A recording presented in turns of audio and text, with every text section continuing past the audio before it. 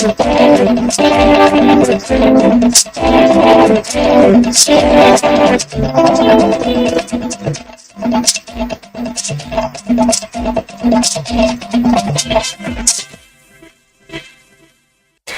and welcome to Nationwide on the network service of the NTA. Remember, you can watch this broadcast from any part of the world from our website or on YouTube, and you can follow all our social media handles for updates. Now, the People's Redemption Party has withdrawn from the Osun governorship election slated for Saturday. This was confirmed at the party's National Executive Committee, where concerns were raised about the negative effects of obvious inactivity of the governorship candidate of the party in Osun State, Mr. Ayowole Adedeji. A statement by the National Secretary of the party, Babatunde Ali, indicates that both the party structures in Osun State and at the national level had considered all options before withdrawing from the election, adding that a 5-man disciplinary committee has been set up to investigate the governorship candidate of the party for staying abroad since his emergence as the governorship candidate of the party, which led to the party's inability to campaign until 2 weeks to election, thereby jeopardizing efforts at creating awareness. The committee is expected to investigate the alleged overseas fundraising of the Osun governorship election without corresponding campaigns in the name of the party at state level. Meanwhile, key players on NTA's Good Morning Nigeria have expressed optimism that the Osun governorship election will record significant improvement as lessons from the Ekiti elections will be applied during the polls set for Saturday. Lydia Sampson reports. Security is critical to a peaceful election, and to mitigate any unforeseen challenge during the Osun governorship election, the Nigerian Police Force says adequate land, air and marine surveillance has been deployed. Because of the number of local governments, for instance, we are deploying over 21,000 policemen, and this includes land deployment. It includes deployment on the waterways, and of course, it includes deployment of our air arsenals. He gave a note of warning to persons contemplating vote trading, stressing that the long arm of the law will not spare them. For the electoral umpire and non-governmental organizations, the early deployment of sensitive and non-sensitive materials is a good omen. For now, we have over 1.4 million PVC collected.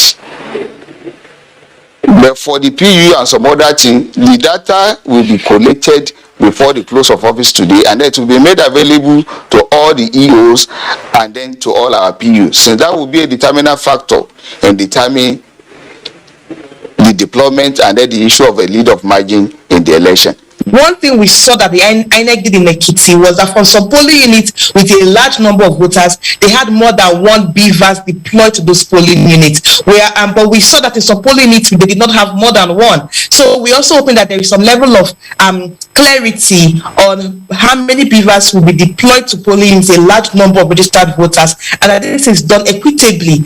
They are optimistic with synergy among key players. The election in Osun will be conducted successfully as the electoral process continues to be strengthened. In Abuja, Lydia Sampson, NTA News. And the Center for Democracy and Development is urging the electorate and other citizens to stand against any form of Electoral Act violation which could mar the outcome of the Osun governorship election slated for Saturday, 16 July. The group raised the concern on the need for credible elections in Nigeria at a media conference in Abuja. Kenneth Nanim was there for NTA. Center for Democracy and Development, an independent election monitoring group, is also set for the second off-cycle election this year, with the July 16 Osun governorship polls. Here, the group is commending INEC for the introduction of ICT in the conduct of Ekiti governorship election last month and urges improvement during Saturday's exercise in Osun. It is very important for INEC to build on the progress made in Ekiti and address any other challenges with its operations. The center is also urging stakeholders to avoid vote buying, violence, spread of fake news, unguided utterances before, during and after the polls. It is not something that we can leave to the public authorities alone to solve. All of us have a civic duty to take conscious efforts to prevent and discourage it. The CDD-ECA is hosting a fake news walk for the purpose of tracking and countering fake news and misinformation about the election. It is hoped that the recent signing of the peace accord by the governorship candidates will ensure that their supporters refrain from violent activities regardless of the result of the polls. Center for Democracy and Development also wants relevant stakeholders to play complementary roles to ensure an electoral outcome that will be generally accepted as free and fair. Kenneth Nanim, NTA News.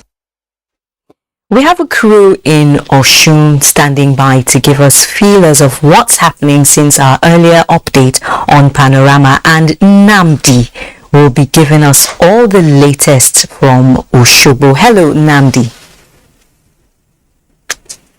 Hi, Najatu. How are you doing today?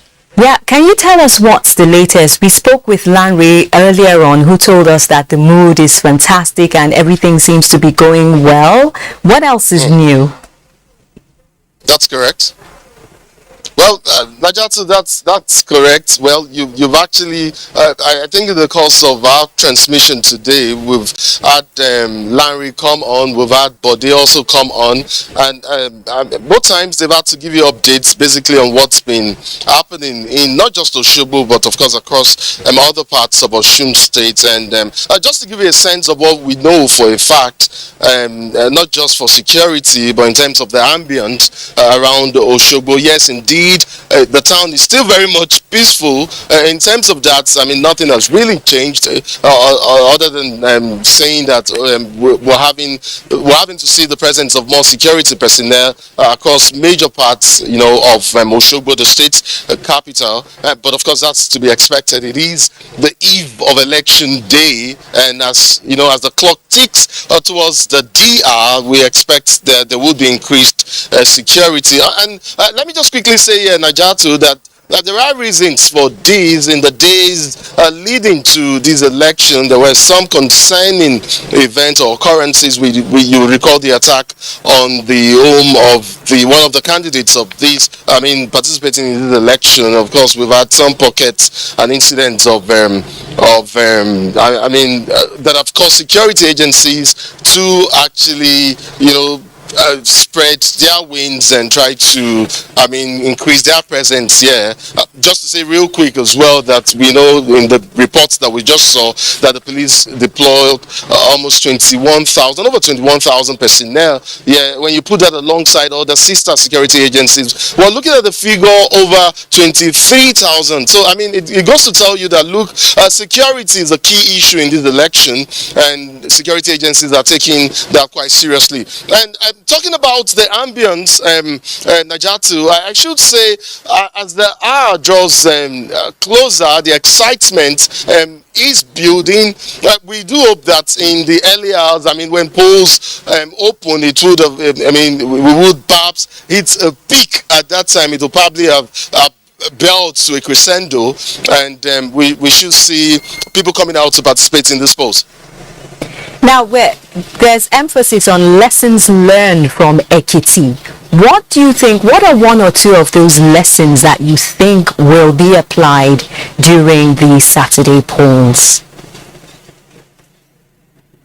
Well, I can't preempt what would happen tomorrow, but I do, drawing from what transpired or what happened in Ekiti during the Ekiti polls, I would expect that INEC will build upon some of the successes they achieved in that election. We know that in Ekiti, as at 8:30 a.m., sometime between 8:30 a.m. and 9 o'clock, we did get reports that almost more than 75% of polling units were already opened and ready and set for the exercise. So, that, of course, a lot of people observed observers and other people monitoring this election would expect that INEC would build on that. And we also did get reports that during the Ekiti election there was substantial improvement in the performance of the BVACs. I mean the biometrics verification machines. I mean they would be used for this exercise as well. We do expect that it would also work, if not, I mean, an improvement in what we experienced in Ekiti. We do expect that that would have successful, I mean, substantial successful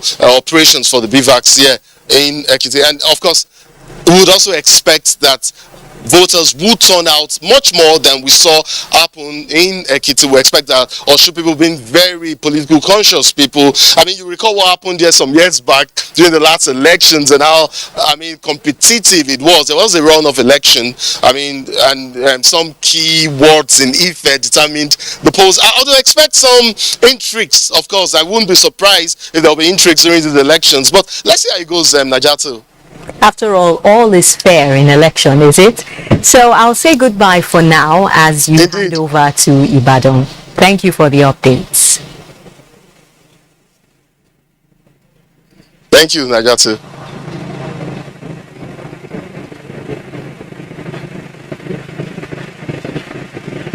All right, then. So I'll just, Najatu, if you're still there, I'll just quickly hand over to my colleague, Funke. She's in the studio, in our Oshogbo studio here, and she'll be bringing you some reports, I mean, of events and happenings there in Oshogbo. Funke, it's over to you.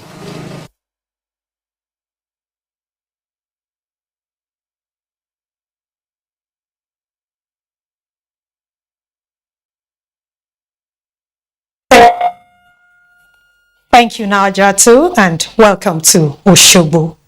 Ahead of Osun governorship election, the Nigeria Police Force has vowed to deal decisively with any electoral offender during the conduct of the governorship election. The Deputy Inspector General of Police, who is coordinating the Osun election, Johnson Babatunde Kokumo, stated this at a joint meeting with heads of security agencies, NGOs, and frontline observers. Segun Lawole reports. It is understandable at a period like this to have a heavy presence of security personnel in nooks and crannies of Osun State, where elections are to take place on Saturday. Series of engagement with critical stakeholders continue by the police. It has therefore become expedient for the top hierarchy of the police to hold meetings with such critical stakeholders, including civil society organizations, local and foreign observers, sister security agencies, and the media on the rules of engagement and the general conduct, all geared towards a smooth and successful election. The Deputy Inspector General of Police, Johnson Kokumo, is to coordinate the security apparatus for the election. In synergy with other services, particularly the military, we are having the outer ring of personnel to ward off criminal elements from making incursion into Osun State from neighboring states. The inner rings of stop and search will involve other services, the police and other law enforcement agencies. Adequate patrol has been put in place to ensure that there is no threat to the peace in Osun State. DIG Kokumo also warned the electorate against selling their votes on election day. We will leave no stone unturned to ensure that those who are involved in buying and selling of votes are brought to book. We will stop at nothing to fish them out wherever they are, arrest them and process them through the courts. 21,000 police personnel have been deployed for the election, with the DIG as a coordinator and other top high-ranking officers. In Oshogbo, Segun Lawole. Now, in the meantime, security has been beefed up across the state in preparation for the governorship election. Let's join Femi Afariugu on the streets of Oshogbo for the situation report. Thank you, studio. Not quite long now, 2 helicopters were hovering around Oshogbo, the Osun State capital. And behind me are security personnel blocking the road leading to INEC headquarters office here in Oshogbo. Security situation here is heavy. Along major streets that I visited earlier, people are going about their normal daily activities. But they are calling for a peaceful election. Me, I just want peace to reign. No, these people, they want to serve us. If truly they want to serve us, whosoever win the election should just take it as that's the God's will. And whosoever loses the election should know that that's the God's will for Osun State. So I want peace to reign. I don't want people to cause any form of trouble. People of Osun to go out to cast their ballots, and also with the assurance also that their votes will count, especially given the new innovations we have seen in our elections, the introduction of more technology, the bimodal voter registration system that has helped to, in a large extent, introduce more integrity in the process. So I'm appealing to people to maintain peace tomorrow, to let peace reign in Osun State and in Nigeria as a whole. The process for the Osun governorship election is expected to start by 8 in the morning tomorrow. And I hand you over back to the studio. Thank you so much, Femi. And away from election matters, the federal government has commenced training of community orientation and mobilization officers across Oyo State for a successful actualization of the second phase of Government Enterprise and Empowerment Program, JEEP. Rofiani Mashan Badmos reports that the program is meant for the less privileged in the society. The training is to equip the community orientation and mobilization officers across the 33 local government areas of Oyo State with improved method of registration of applicants. We always have people who are trying to keep up, people who are striving to make ends meet. A lot of things will come up in respect of this program, and we expect that we will continue as a state to partner more with the federal government. The ministry has also engaged enumeration consultants for the purpose of capturing all JEEP beneficiary biodata across the 36 states and the FCT within 18 years. And it's back to you, Najatu, in Abuja for continuation of Nationwide. Good evening. Thank you, Funke, and welcome back to our Abuja studios. We're still talking election matters. The presidential candidate of the New Nigeria People's Party, NNPP, Senator Rabiu Musa Kwankwaso, has announced Bishop Isaac Idahosa as his running mate. A statement via the official Twitter handle of the party indicates the Lagos-based vice presidential candidate will be formally introduced on Monday, 18th July at the International Conference Center in Abuja. Bishop Idahosa, the presiding bishop and senior pastor of the God First Ministry, the Lekki Light Center Aja, hails from Edo State. The 57-year-old automobile engineer who trained in Kaduna Polytechnic also has master's and doctorate degrees in theology. Bishop Idahosa is happily married to Christiana Idahosa and is blessed with 2 children. The Independent National Electoral Commission, INEC, says it will investigate a video trending online of permanent voter card PVCs allegedly buried underground in some locations, including the compound of a high-profile person. The Commission, in a statement by its National Commissioner for Information, Festus Okoye, indicates it will not take these allegations lightly, and anyone found culpable in this, quote, diabolical scheme clearly intends to disenfranchise Nigerians and will be sanctioned under the law, end of quote. The statement further notes that PVCs have been printed for all valid registrants in Nigeria up to 14th January 2022 and delivered to all states of the Federation for collection by voters. Meanwhile, the Commission is appealing to those who found the alleged of the Commission. It's time for a break. Do stay tuned for more reports.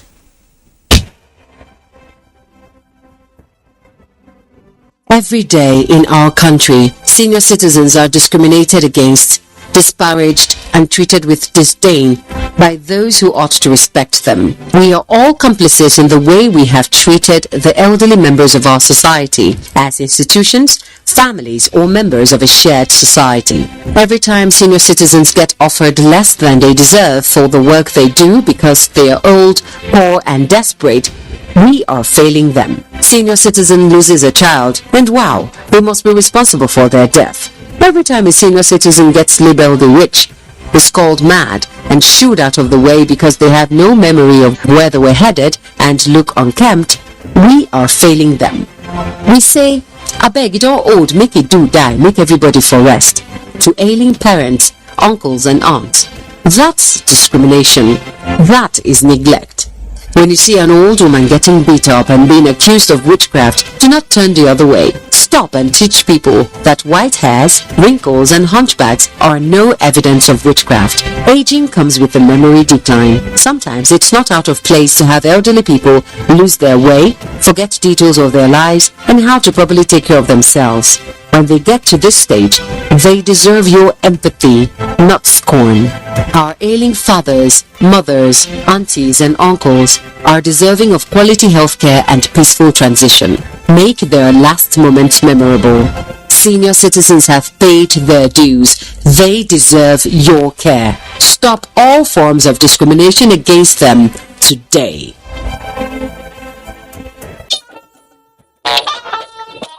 Weekend File, your Saturday delight, going to places from the obscure to the hinterland and cities, bringing you development stories and perspectives, connecting the people with government and stakeholders on critical issues of our national life. We are live in Abuja. It's 9 p.m. every Saturday on the network service of the NTA. Weekend File, you can't afford to miss it. Are you an entrepreneur? Are you involved in farming, manufacturing, servicing, and other specialized value chain creation in non-oil export commodities? The Organization of Youths in International Trade and Commerce, OYITC, in partnership with NTA Television Enterprises Limited, is organizing a Made in Nigeria trade show and exhibition in Texas, United States, tagged Houston 22. Houston 22 is designed to promote creativity and productivity of Nigerian youths and women entrepreneurs, enhance economic empowerment, and attract foreign direct investment into Nigeria. It is scheduled to hold from 25th to 30th of July 2022 at the prestigious Expo Event Center, Houston, Texas by 9 a.m. daily.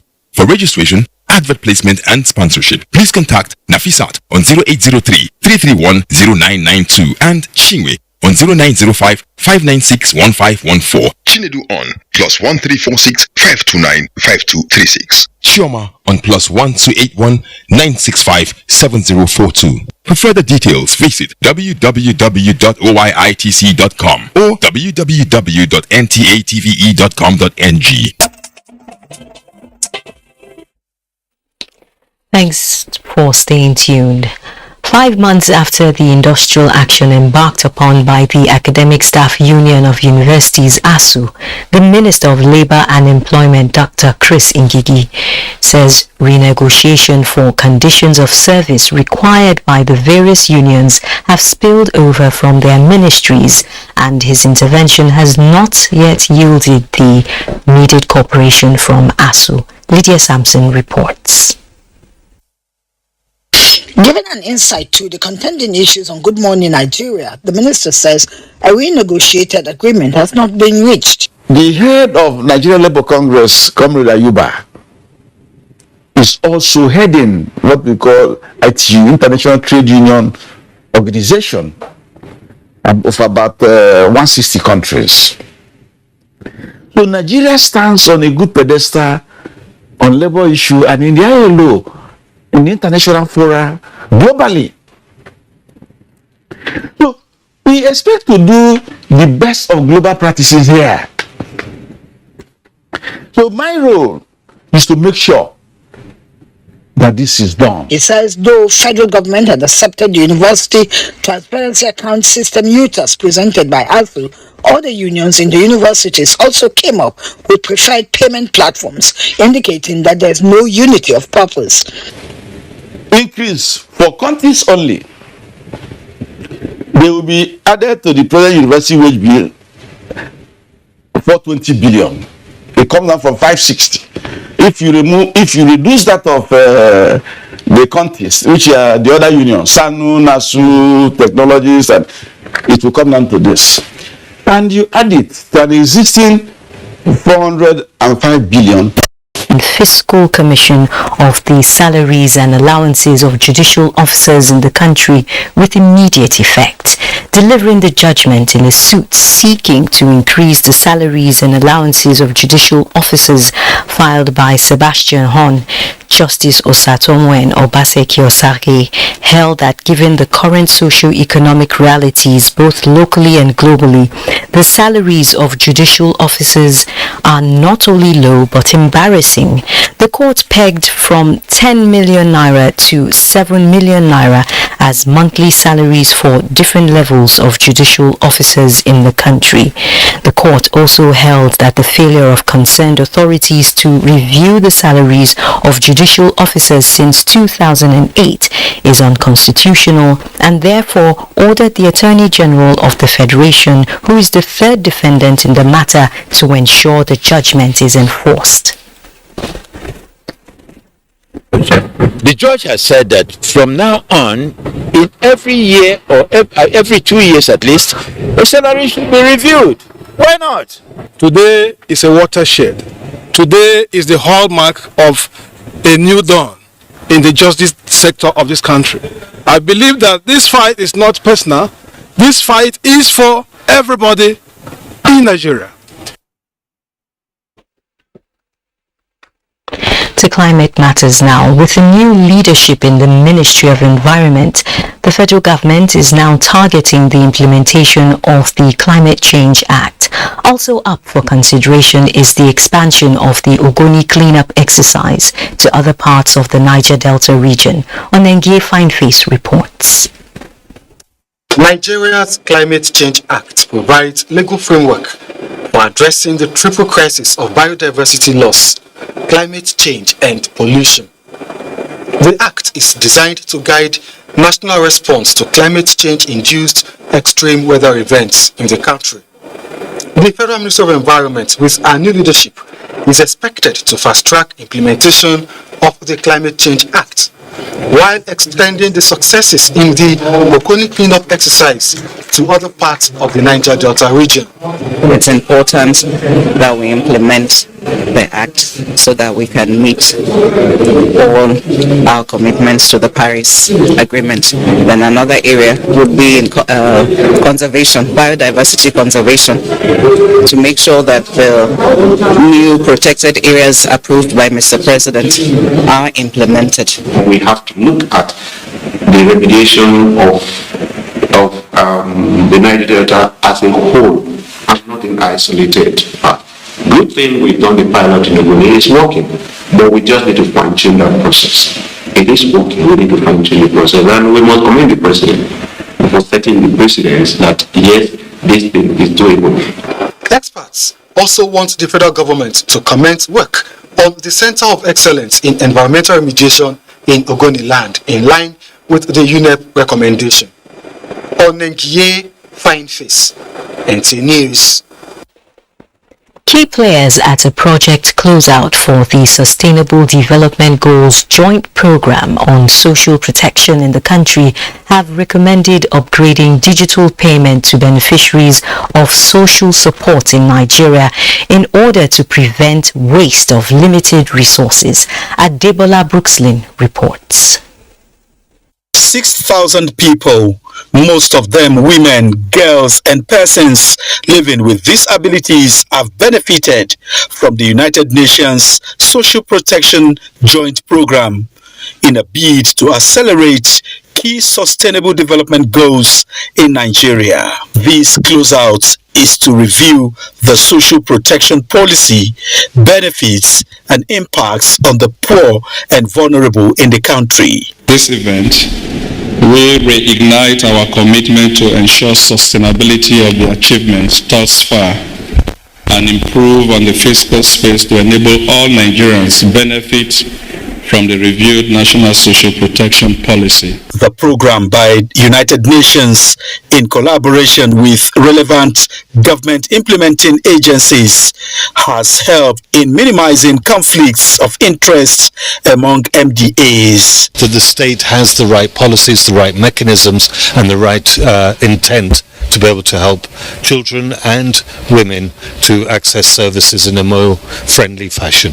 When giving cash transfer, we provide that health coverage. It reduces the burden of people spending out of pocket for healthcare services. It also ensures that people have access to health services as needed, particularly pregnant women and children. Before, we have many children with disability that are out of school. Now presently they enroll in schools. It's not just policy, it's putting money in it. And on the UN side, we will try to learn from this and replicate the support in other states, including mobilizing further support.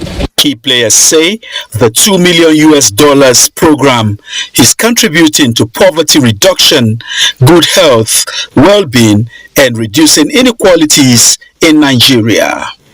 Adebola Brookslyn, NTA News. The World Bank-assisted State Financial Transparency and Sustainability Program is winding down, and the federal government says it has so far disbursed about 262 billion naira to states as grants in the second tranche of the $750 million financing. The national coordinator of the program, Stephen Osun, stated this at a workshop organized for civil society organizations in Abuja. Neka Oku reports. Quality assurance. The State Fiscal Transparency, Accountability and Sustainability Program, CEFTAS, is a World Bank-assisted program designed to encourage a common set of fiscal behavior aimed at strengthening transparency and accountability among the states of the Federation. $1.5 billion was committed to the project in two tranches in December 2018 and 2020 with remarkable success.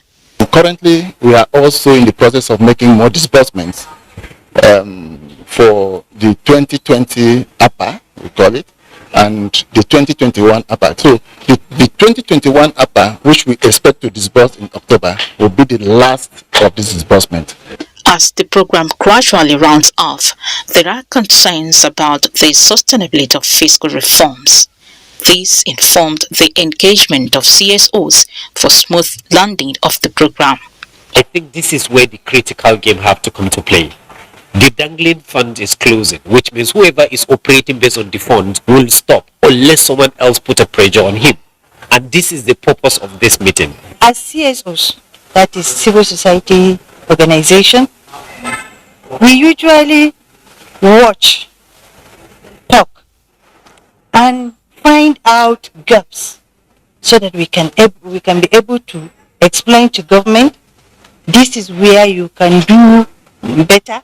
At the end of the workshop, the CSOs are expected to be equipped with the knowledge and skills to ensure that fiscal transparency and accountability are sustained in states' public financial management activities.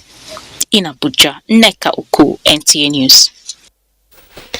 The German government, the World Food Programme and UNICEF have announced 40 million euros resilience and essential services support in northeastern Nigeria.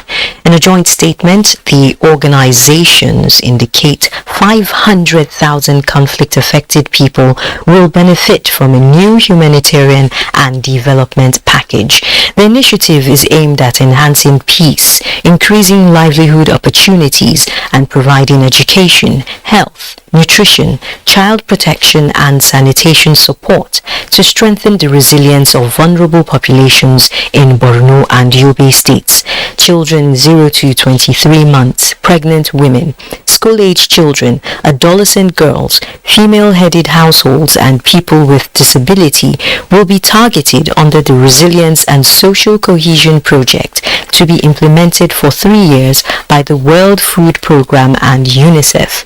The multi 3-year project is designed to leverage ongoing humanitarian support in Bade local government area of Yobe State and Shani local government area of Borno State, while also providing multi-sectoral interventions to address drivers of conflict and fragility. The Resilience and Social Cohesion Program will contribute to 7 Sustainable Development Goals of poverty eradication, zero hunger, access to quality education, gender equality, good health and well-being, climate action, peace, justice and strong institutions, as well as partnership for goals. Now, Adiola is standing by in Lagos. Let's get all the latest from that zone. Hello, Adiola. Nigeria can provide better governance for citizens through accurate data gathering and analysis.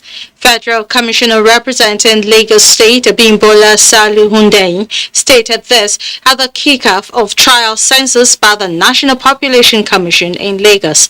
Oluwatoki reports. The theme led by the National Population Commission Federal Commissioner Abimbola Salu moves from house to house at the Chirekate Local Council Development Area, conducting building numbering and also listing, which signifies the commencement of the trial census in Lagos. The National Population Commission Federal Commissioner says the trial census is a necessary rehearsal that will help improve the quality of the main census. It's not all over.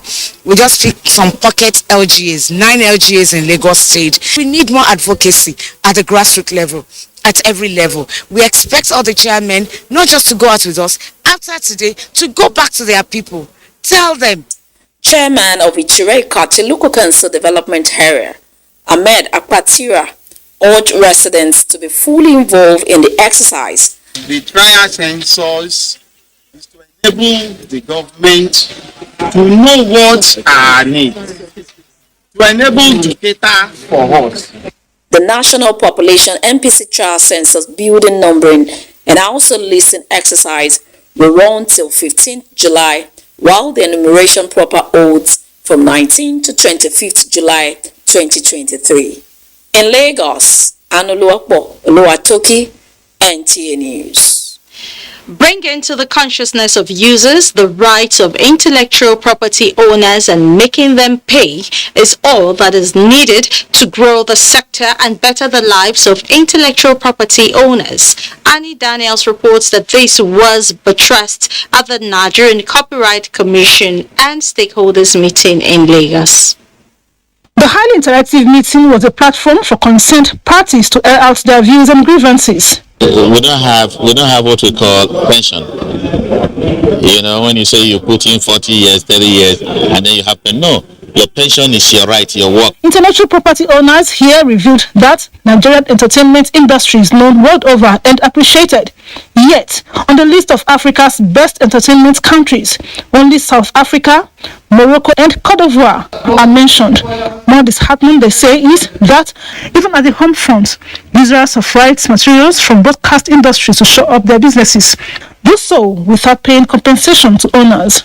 This person is talking, that person is talking. Why don't we have just one person? They are paying, they will now know how to manage the other CMOs. I can tell you that every Saturday in this country, somewhere, maybe a DJ, maybe some band somewhere, they are playing Oruka. But am I getting truly compensated for that? No. And by right, if you play someone's music, you're supposed to pay for it. But what's going on? People play them all over, and the artists themselves are languishing in poverty. We are expecting what I call a brand new modern copyright legislation. It's passed through the Senate. It's at the House of Representatives at the moment. It's had the second reading, so we are almost there. The consensus here is that there should be a synergy between rights owners and users because the copyright system must work for everyone. In Lagos, Annie Daniels, NTA News. And those are the stories from Lagos. It's now back to Naja Atu in Abuja for more on Nationwide. Thank you, Adiola, and we're still talking Lagos as the 2022 National Festival of Arts and Culture, NAFEST, is to be hosted by the Lagos State Government. Governor Babajide Sanwo-Olu gave the assurance when he received a delegation from the National Council for Arts and Culture led by the Director General Segun Nshewe on the level of preparedness of the state in hosting the festival. Governor Sanwo-Olu said the state government had to improve their facilities to meet all criteria set by the NCAC to enable the state not only host the biggest and most colorful festival, but also emerge the winner of the fiesta, as Lagos State will hold a pre-NAFEST event for 7 days, which is aimed at showcasing the rich cultural heritage of all the local government areas in the state, which will therefore herald the Eco-NAFEST 2022. Meanwhile, the Director General says the festival, which grows richer, bigger and better with every edition, will provide a strong platform for Lagos State, which is the center of excellence, to bring its well-known finesse to bear in making the Eco-NAFEST 2022 the best of its kind in history of the festival, given its track record. Let's now join Salamatu in Kaduna for more updates. Thank you, Najatu, and glad to have you join us here. From Katsina State, the ongoing house numbering and listing exercise in Daura is recording appreciable progress. Sani Basiru went round some enumeration areas to capture the exercise and sent in this report. Daura is one of the local government areas selected to conduct trial census in preparation for the 2023 National Population Census. A visit to some enumeration areas, NTA News observed that enumerators are busy doing the tasks assigned to them without any hitch. Actually, there is no any problem so far. The village head is there with us. Indeed, we don't have any problem as part of the cooperation from the people of the town. A 19-year-old Aliu Abdullahi of Majima Ward in Daura town, who was 3 when the 2006 census was conducted, is optimistic that with this census, government will have better plans for its people. This census may help government to initiate developmental program in this country. In the same vein, Chairman National Population Commission Nasir Isa Kwara called on public to give necessary support to the enumerators to ensure effective service delivery. We are trying to get this for Nigeria to work better. We want this data to be available so that policymakers and planners will use it to better the lot of Nigerians. It is expected that if the federal government has an updated data of its population, Nigerians, including Aliu Abdullahi, will have better policies and programs from the government. From Daura, Sani Basiru, NTA News.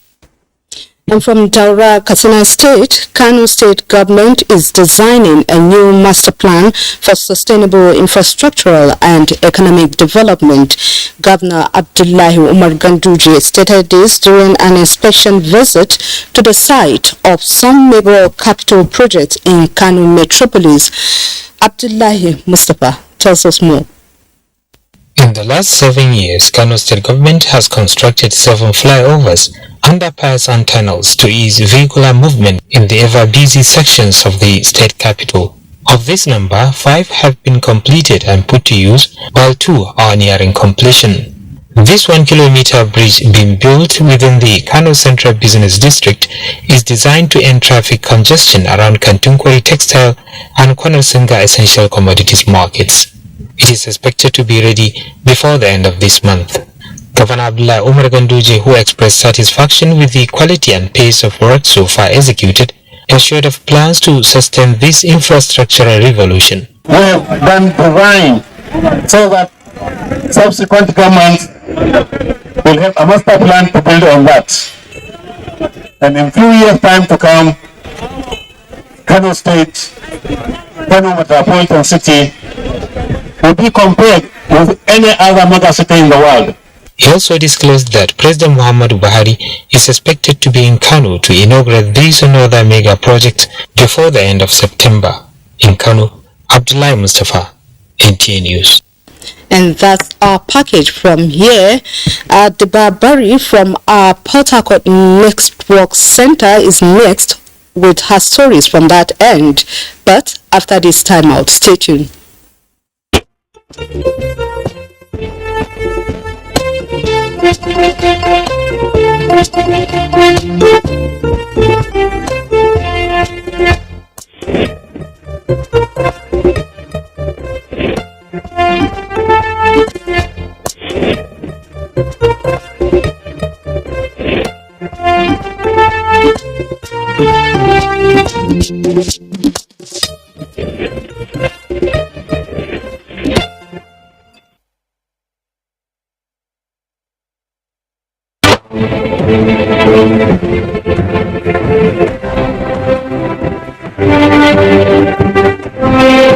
Engage your team this summer at Digitest 2022, an annual ICT creative camp and competition for young minds of ages 8 to 18.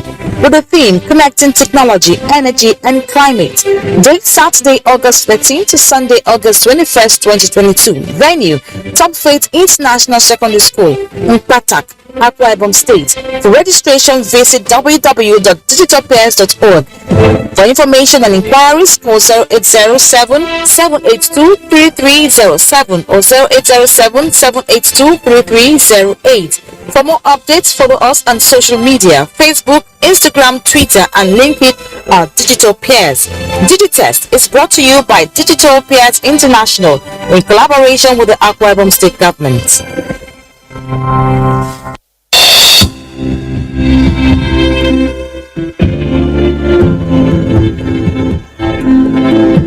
Have your PVC ready. Conduct yourselves orderly. Join the queue.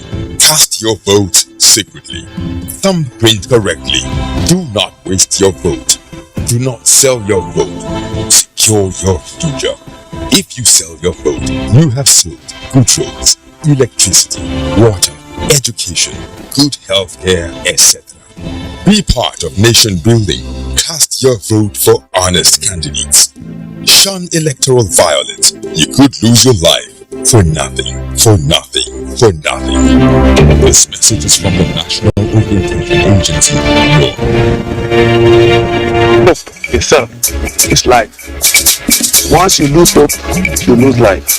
Once people get lifted to a certain level, they start feeling godlike. What would you attribute this backwardness in education to in the not to date?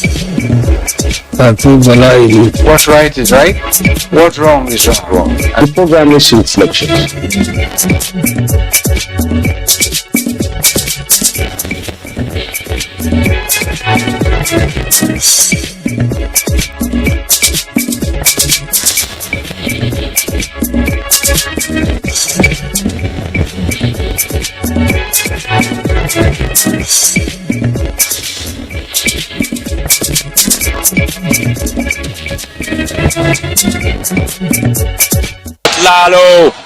But Lalo, Nigeria are the 9th champions in this competition. The 12th edition of the Africa Women's Cup of Nations is here with 12 teams including reigning champions and 9-time winners, Super Falcons of Nigeria, all in contention from July 2 to 23 in Rabat, Morocco. You can catch all the actions live on the NTA Network Service and NTA Sports 24, Channel 270 on StarTimes, 434 on StarSat and 731 on Free TV. Come, join us to promote another championship run by the Super Falcons. For your advert placement, please call Hawa on 0803 312 1022.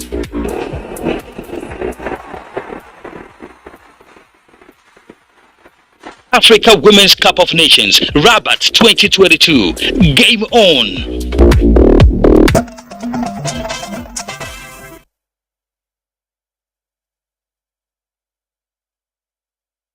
Port Harcourt. Mixed reactions have trailed the alleged discovery of permanent voters card in a drain in Port Harcourt. Robinson Jatadi reports that the River State Police Command is yet to recover the PVCs for further investigations. This is the exact spot where a large quantity of PVCs were dug out of the drainage. It was on Wednesday, 13th July at about 9 a.m. when one of the men involved in clearing of the drains at Apogu Estate, Rumodara, Port Harcourt, raised an alarm when he cited what he thought was a bag of money, but later discovered was a bag full of permanent voters' cards. So as he was bringing the bag out, I was sitting in my shop here. He said, hey, he thought it's $1. He now start shouting that, hey, it's a voter's card. Just pour on the ground there. We just rush and go there. Everybody was shouting. The motor, all the people that was passing here, everybody was coming down. I snapped it. So two men and a woman, they came with a blue Corolla car, Toyota. So they now parked there. I was like, are you people pressmen or are you INEC officials? They said they came from Obiakpo. They now made a way with this, that. The chairman said they should bring the voters card. I requested for ID card. I just saw Obiakpo City Local Government. I've not really pictured the name. The man now rushed and collected the card from me. INEC, Rivers State, in a statement endorsed by the Administrative Secretary, Rishta Alabraba, says reports on the investigation, which has commenced by the police, will be made public in due course. The State Police Commissioner, Friday Ebuka, in a phone conversation, had this to say. And they go there, they didn't do anything.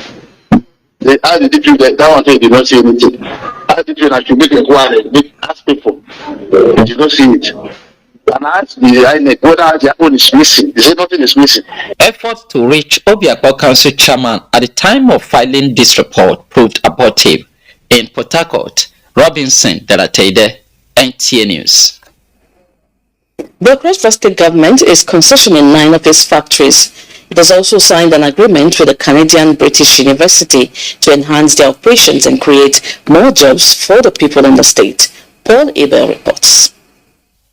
With the Governor Ben Ayade administration at its twilight and in fulfillment of the yearnings of the people through a referendum conducted in 2021, this signing between the state government and a private business group is to allay the fears of the people over placing government industries in private pockets through a public-private partnership for holistic development. So we choose the option of concessioning because we wanted the assets to remain the property of Cross River State. But we also needed to protect the concessionaire because the concessionaire itself also has investment on the capex end. The group promises to satisfy the objectives of the joint venture. We are expecting that through this strategic partnership, the dreams and aspirations of the governor and indeed all the citizens of this noble state for the industrial growth of the state will come alive, will not just come alive, but come alive speedily. The factories being concession, which include cocoa processing factory Ekam, ultra-modern rice factory Ogoja, noodle factory Calabar, among others, are expected to commence full operations in the next 3 months. In Calabar, Paul Aber, NTA News. And that does it from Port Harcourt. It's back to Nigeria to follow the rest of the news. Thank you, Deepa Bari. The National Population Commission in Kebbi State has commenced trial census in 9 local government areas across the state. Correspondent Abubakar reports. Kebbi State Office of the Commission organized a town hall meeting with traditional and religious leaders in Argungu Emirate aimed at creating awareness on the ongoing trial census in the state.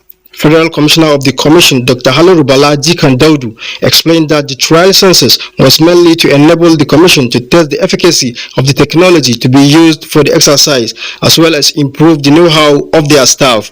We want to see our staff, their capacity, their level of education. Can they perform during the census? What about our tablet, the technology that we are going to use? With that, okay, that is why we are testing our technology, our methodology, our staff. 3 local governments, each from Kebbi Central, Kebbi North and Kebbi South, are to be covered in the trial census. The Emir of Argungu, Alhaji Ismail Muhammad Mera, who described census as a yardstick for developmental plans in the country, pledged total support to the exercise, charging the public to ensure its success. Some of the participants at the meeting describe it as timely, noting that it will ensure success. Abubakar, NTA. Meanwhile, the first return flight of Nigerian pilgrims has arrived at the Nnamdi Azikiwe International Airport safely this Friday afternoon. Correspondent Yusuf Omar reports that a total of 423 FCT pilgrims were on board a Saudi Arabia flight. Another flight is expected to take off from Jeddah, Saudi Arabia to Nnamdi Azikiwe International Airport with a second batch of FCT pilgrims. In another development, Nigeria lost another pilgrim from Gombe State. Late Ustaz Abubakar Meguna was a board member of Gombe State Muslim Pilgrims Welfare Board and a lecturer with Gombe State University. The head of the Nigerian Medical Mission in Saudi Arabia, Dr. Galadima, confirmed the death of the board member, which brings the number of Nigerian pilgrims who lost their lives to 4 since commencement of the 2022 Hajj operations. Up next is Sports Update. The 2022 Africa Women's Cup of Nations observes a 3-day break ahead of Monday's tricky semi-final fixtures where Zambia face South Africa and Nigeria meet host Morocco. Both fixtures will be decided simultaneously at 6 p.m. Nigerian time, with Zambia and South Africa meeting at Stade Mohammed V in Casablanca, while the Super Falcons, who are chasing a record 10th title, meet Morocco at Prince Moulay Abdallah Stadium in Rabat. Everyone is talking about it. The Moroccans are excited. They want to play Nigeria in front of their home crowd and see what they can get out of it. But for me, I think that the game is not a 50-50 game. The Super Falcons have the upper hand in that game. Plans are in top gear for the 5-day National Open Shooting Championship in Abuja, preparatory to this year's National Sports Festival in Asaba Delta State come November, as well as World Shooting Championship in Egypt for minimum qualifying score in September. The Abuja tournament comes under the auspices of Nigeria Shooting Sport Federation and Chief of Naval Staff Vice Admiral Awal Zubairu Gambo. The Chief of Naval Staff has graciously approved that he will be sponsoring this on an annual basis. So it's a great development for the sport in Nigeria. In the meantime, the Parasports Federation of Nigeria Friday in Abuja concluded elections of president and vice president into different boards for a 4-year tenure, with some of the newly elected looking to hit the ground running. As I have tried my best and did well in para-athletics, I will do much more in para-swimming. With me and my team, we are hoping to take this sport to a greater height. That's what Nigeria should expect. Yes. What I did when I was not the president, I will do more as the president by the special grace of God. Elections could not, however, be held in Wheelchair Basketball Federation due to a pending petition. That's Sports Update. I am Kenan Ima Aborike, NTA News. And Sports Update concludes nationwide this Friday. But before we leave, I'll be handing over to our Osun Decide studio, where our anchor, May Ogidi, is standing by. We call him our resident electoral correspondent because he's our in-house expert on all electoral matters. Now tell me, May, before I go, what makes this election special? It is very unique to Nigeria as we count down to 2023, because this will be the major election that will be conducted by INEC before the 2023 election. So the outcome of this election will to some extent define the nature of the 2023 elections. And you know, Osun State in 2018 also, the election was inconclusive. So Nigerians are still watching whether history will repeat itself or a new chapter will be written. So these are some of the major issues that make Osun Decide a special one. So we'll be waiting to see what the good people of Osun will decide, and with that, I'll let you take over. Thank you very much. In less than In less than 16 hours from now, the people of Osun State who are eligible will go to the polls to elect their governor for another 4 years. The Osun governorship election is one of the off-cycle elections being conducted by INEC. The election is being contested by 15 candidates, and all of them are males, no female. The Independent National Electoral Commission INEC has declared its readiness to conduct credible, transparent, inclusive, peaceful and conclusive election in Osun State. Already, materials for the election, both sensitive and non-sensitive materials, have been distributed to the 30 local government areas ahead of the exercise tomorrow. Although INEC registered 1,995,657 voters in the state, records show that over 1.4 million voters have collected their permanent voters cards, that is PVCs. To ensure violent-free election, the Inspector General of Police, Usman Al-Khalibaba, had deployed 21,000 police personnel for the election. This is aside other security personnel complementing the police on election security. According to INEC guidelines for the exercise, the election will hold between 8:30 a.m. and 2:30 p.m. Just like that of Ekiti State governorship election, beavers and other technologies will be deployed to improve the integrity of the Osun governorship poll. But what has been of concern to INEC and other stakeholders is the issue of voter inducement, or you call it vote trading, and lack of issue-based campaigns during the build-up to the election. So, what will stakeholders do to improve the integrity of the July 16th governorship poll? How adequate are logistics arrangements for tomorrow's election? What role should the citizens play to make the election credible, transparent and violent-free?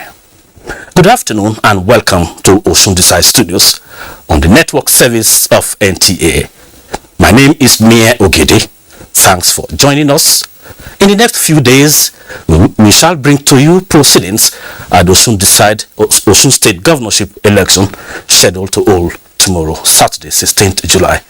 And as part of the broadcast, we will be linking up with our colleagues in Osun State, in both studio and on the field, to give us a situation report on the exercise.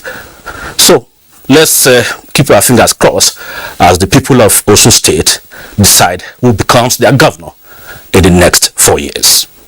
So, let's begin this our discussion with this background report for you to know what Osun State is all about.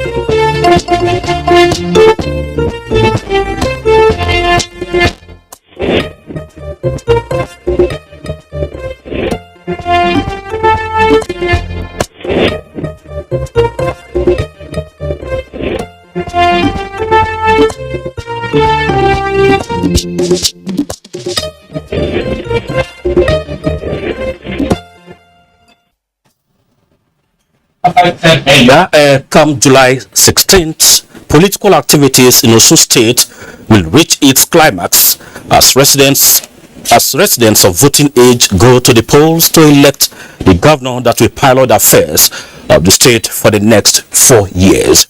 Bolaji Akim in this report takes a look at the political history of Osun State. Political struggle and other activities in the present-day Osun started as early as the 50s during the political era. That was when the agitation for autonomy by Osun indigenes started. Then the present senatorial district, namely Osun West, Osun Central and part of Osun East, were subordinate towns under the administration of Ibadan District Native Authority. The political agitation for autonomy came to reality in 1991 when Osun State was created from the old Oyo State by General Ibrahim Babangida's administration. When we were in the old Oyo State, there was a period we have a governor for Oyo State. That was late Uncle Bola Ige. His deputy is from Osun Division of Oyo State. His deputy governor then, Chief S.M. Afolabi, was also from Osun Division of Oyo State. And the secretary to the state government then, Chief Adebisi Akande, was also from Osun Division. That is to tell you the kind of influence that our political leaders from Osun Division of the whole Oyo State and even the entire old Western States, the kind of influence that they wield. With the creation, the need and search for the first democratic system started in 1992 with two political parties, namely Social Democratic Party, SDP, and National Republican Convention, NRC, signaling the commencement of the Third Republic. The SDP, through Senator Isiaka Adeleke, won the election. He used to do his campaigns in the air using the helicopter, dropping, what do you call it? Yes. But when the state was created, he wanted to be governor in Old Oyo. He gained more momentum when the state was split and he became a smaller state. Political activities in the Osun State was put on hold, just like any other state in the country between 1993 and 1999 due to military incursion. In 1999, stakeholders in political circles dusted their political strategy, with Osun State not lagging behind. The political tango was between two major political parties, namely Alliance for Democracy and People's Democratic Party. The election was won by the candidate of Alliance for Democracy, Chief B.C. Akande, who directed the affairs of the state for 4 years between May 29, 1999 to May 29, 2003. From May 2003 to 2007, the People's Democratic Party took over the reign of power when Olagunsoye Oyinlola was declared the winner of the governorship election. His second-term tenure was nullified on the 26th of November 2010 by a court judgment after 3.5 years in office. The judgment declared Action Congress candidate Rauf Aregbesola as the governor. It has changed the dynamics of Osun politics, taking it back to the days of the B.C. Akande. So we have had two political, not parties, but political entities, as it were. The day of the election, that was the 14th of April 2007. It was the most brutal election that we had in the history of politicking around here. About 14 people lost their life defending their rights to choose a governor of their choice. Action Congress, AC, which later changed to All Progressives Congress, APC, since 2010, has produced the democratically elected governor of Osun State till date. The stage is now set for the people of Osun to elect another governor from 15 political parties that will take part in 2022 governorship election on Saturday, 16th of July. In Osogbo, Bolaji Akim, NTA News.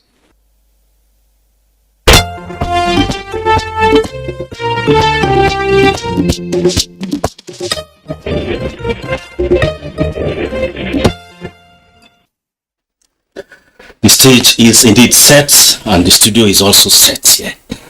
With me in the studio here, we have Professor Victor Adetola, University of Just Department of Political Science and a senior fellow at Center for Democracy and Development, CDD. Welcome to Osun Desai Studio. Thank you very much. It's my pleasure having you. And the security is also beefed up here, just as we have 21,000 personnel in Osun State. I have with me in the studio also Bala Shiroma, is Assistant Inspector General of Police in charge of Federal Operations, Nigeria Force Headquarters, Abuja. Welcome to Osun Desai. Thank you. Good evening. So let's begin on that note.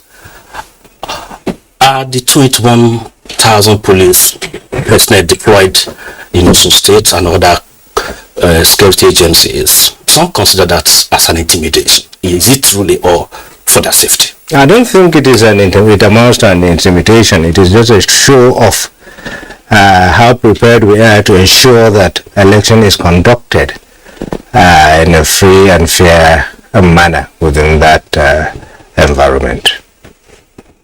So are you in touch with your men there, and why is the feedback like? Are we getting some flashes of violence, or no flashpoint at all? All is safe? No, maybe before I go into giving you a report of what is happening there, I'll give you a picture of what we did to ensure that we maintain law and order before, during, and after the elections. These are the stages in which we made our arrangements. Therefore, we had activities that were meant to ensure that we maintain stability crime-wise in that environment before the election. And these constitutes are made up of anti-crime activities such as raids. We conducted a lot of raids to ensure that criminals are not allowed to have a field day in that particular location. We deployed a lot of surveillance to ensure that threats are identified before time and dealt with appropriately. There are a lot of vehicular and foot patrol to also ensure that visibility is enhanced in that particular environment. In fact, this instance, we even have aerial patrols to ensure that the surveillance is foolproof, so to speak. Okay, we'll get back to you shortly, but let's also hear from the academic environment. What is your comment on the build-up to the Osun governorship election? From that report, the history has been a quite rich one. Some court judgments, removing governors, sometime opposition parties taking over. A lot of history there. What is the make of it? Maybe one should connect straight from the election in that region. Besides, I think we have seen a progressive improvement derived from lessons learned from previous elections. So all aspects of our electoral process is responding more strategically. And of course, like you said, like we had the history of electoral behavior in that zone is such that nobody wants to take any chance. Of course, most recently we had the Ekiti election, and of course the Osun State election is very significant in many respects, some general and some specific to Osun State. This is going to be the last off-cycle election, and the stakes are very high for all the critical stakeholders. Okay, so because we have a sitting governor in Ekiti State, the governor was leaving, the incumbent was leaving, Fahim was leaving, so it was a contest between fresh candidates. But here we have a sitting governor. Are you foreseeing some power play there, being an incumbent? Not necessarily fear. I would rather say concerns. And the concerns are not solely about incumbency. No. About the general environment. What is happening? Go beyond the incumbents. There are concerns and interests even at the national level. I mean, in the past few days, we see the caliber of political gladiators that have visited that place. Also, it's almost becoming a mini Mecca. I mean, that's incumbency. And of course, we cannot ignore any of the factors, both those within Osun State and even outside, because there are interests that are extraneous to Osun State. Okay, let's get back to AIG. We have 3,763 polling units, and we have 21,000 personnel from the police force on ground. And on election days, it's a common sight where VIPs are always more with the police. The police are more with the VIPs.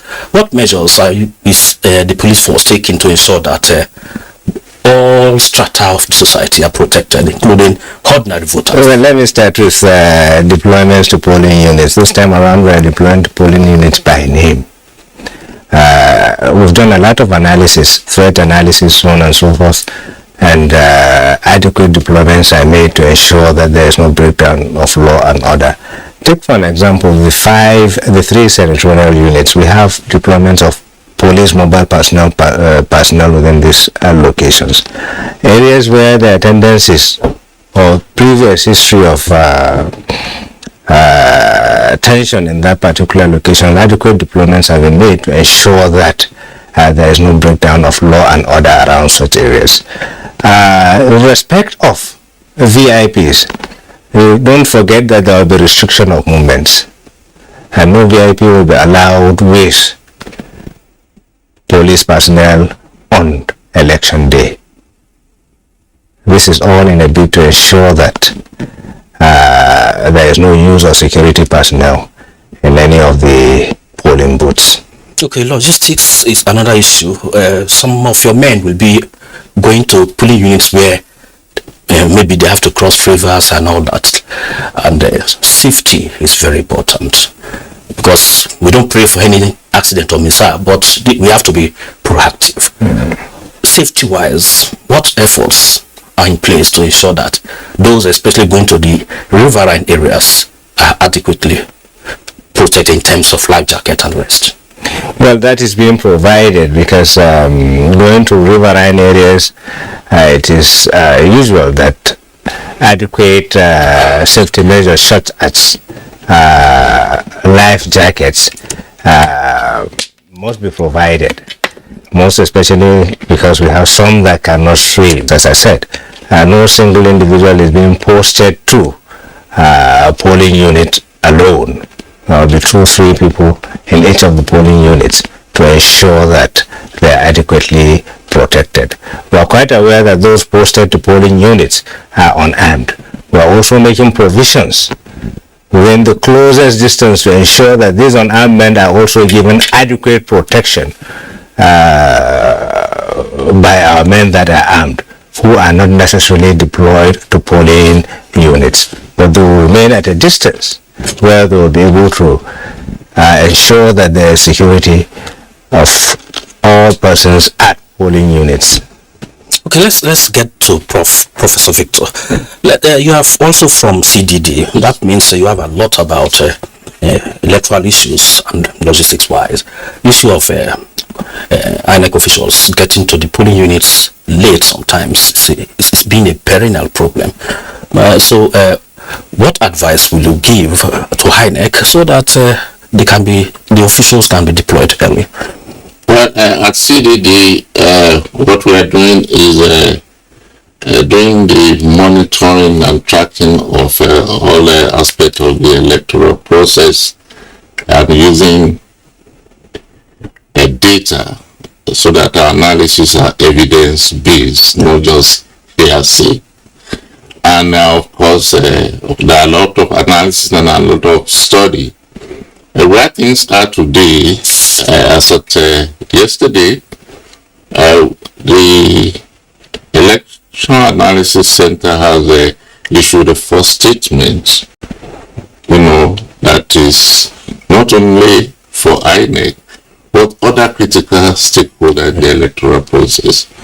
And part of it is deploying more than 300 monitors to ensure as much as possible compliance with regulations.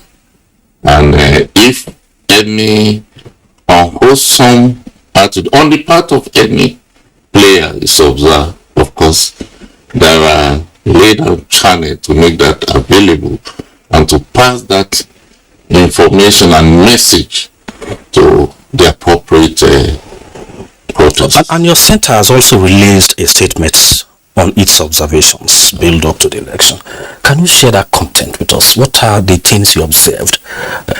This is the content of that release. Yeah, of course, there are so many aspects of it, but in a nutshell, one is our observation, general observation about the electoral environment in Osun State to date, and to say, okay, these are areas of improvement, and these are areas where things need to improve. For instance, the peace accord was signed, which signaled the commitment of all players to free and fair election. Yeah. But even within that, there are rumors of things happening. For instance, that a particular political party was denied access to a venue for campaign. Well, we had that as rumor, but it is our belief that at the end of the day, everybody, all hands will be on deck to ensure level playing ground for all. Of course, we also recognize the deployment of sensitive and non-sensitive material timely. We also have our monitors around to ensure that it gets to the appropriate place at the right time and election take off as stipulated. Okay, before we join our colleague in Osogbo, Osun State, let's get some from the AIG. Election will start at 8:30 a.m. Yeah. And this night is also a critical night, a night before the election. Yeah. What measures are in place this night, and when is the enforcement for no movement, restriction of movement starting in Osun State? Well, it's starting at 12 midnight, restriction of movement starting at 12 midnight through the elections until the elections is over. As I told you, a lot of anti-crime measures are being put in place to ensure that there is stability, crime security-wise in the environment. This will involve a lot of raids, a lot of patrols, a lot of surveillance. Don't forget that we also have the responsibility of ensuring that all electoral materials are also escorted to their respective racks, and also securing these racks. These are the activities that we are so much involved in this night. Okay, thank you very much. We'll still get back to you. But my colleague Fisayo Gofu is already in Osogbo with leading our team there. Oh, he's up there. He's wearing the cap depicting the people of the history and culture of Osogbo. Fisayo, good evening. Thank you very much, Mio Gidi. It's vital to state to you what the verdict of the people will be on the stewardship of the incumbent or the ally of those bent on getting a shot at the Bola Ige White House. Like the Osun River, the morning tide will bring its own tidings of impending decision, enrolling on a running or a new vision, a sophisticated state with the people determined to select the best candidates from the choices presented to them by the different political parties. I'm Fiscal. Welcome to NTA's studios in Oshogbo, and I'm being joined by two gentlemen. One is my pleasure. And your logo is public affairs analyst. So thank you for joining us. And you were, rushing quickly into the studio in view of so many things you had to do in the course of the day. So, gentlemen, I can feel the excitement that you're exuding coming into this place. One would have wanted to ask, the masquerade dance that we're expecting to happen tomorrow, is has it been infectious across the length and breadth of the state? What is the mood like? Let me start from Professor. I don't want to even say, will you look at it from the perspective of linguistic or law? But just give us your first thoughts. Oh, thank you very much. Let me say that in your introduction now, you seem to have put the icing on the cake by saying that Osun is a politically active state. The citizens are well aware, well informed, and they are concertized already. And on our own part, luckily, the two of us are members of the Osun Masterminds, a civil society organization comprising a lot of civil society organizations, where we consult the people on the need for them to choose wisely, to vote wisely, and to avoid voters' apathy, the type we witnessed in the Ekiti State and the type we witnessed in Abuja. In the reportage recently, you realized that in Abuja, a lot of people stayed away from the polls. And we're happy that the assurances given by the REC commissioner here, the IG himself, and a lot of personnel here, we are confident that there won't be any trouble. And we have called on our people to go out tomorrow to vote for candidates of their choice, not having in mind any fear that there will be an outbreak of violence. The mood is set, and we are hoping, because we have done our own very well as a civil society organization by informing the people of the dire need to ensure that they hold their futures in their own hand by doing that is needful for the society, for the Osun state to progress.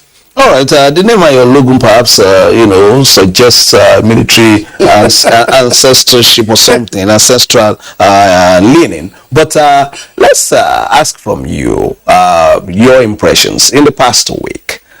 People have visited, we've had campaigns, they've upped the ante somehow and somehow whet our appetite as against what we'll be expecting tomorrow. You've interacted with, citizens.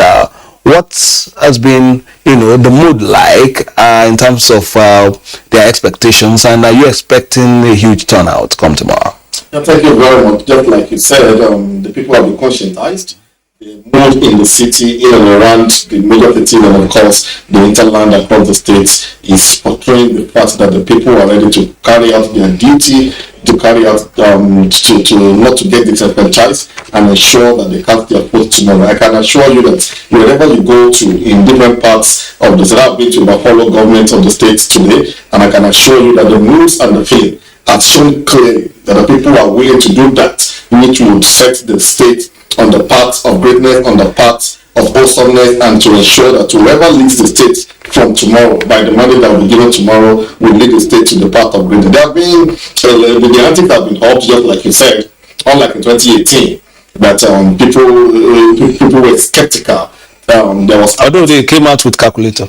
People were very, very skeptical last election, but I can assure you that from what I've seen, for example, the accredited voters have moved from less than 1 million in 2018 to about 1.5 million. About 1.5 million who are expected to vote in tomorrow, which means that we will have a higher figure from what we had in the last election. The winner won with less than 500 votes, and of course that is not too good for a democracy, so that the lower number of the people decided for the larger number of the people. But in this election, going by what has been seen, going by what the people have shown by the commitment of people, I can assure you that well over 1 million people will vote in that election. And if there's anything that is important to talk about, it is the way that the political class has comported itself. Until recently, about 2 weeks ago, there were hues and cries about destruction of billboards, attacks and counter-attacks, and by the efforts of the society organizations, the police, security officers, they have been leaped in the bud.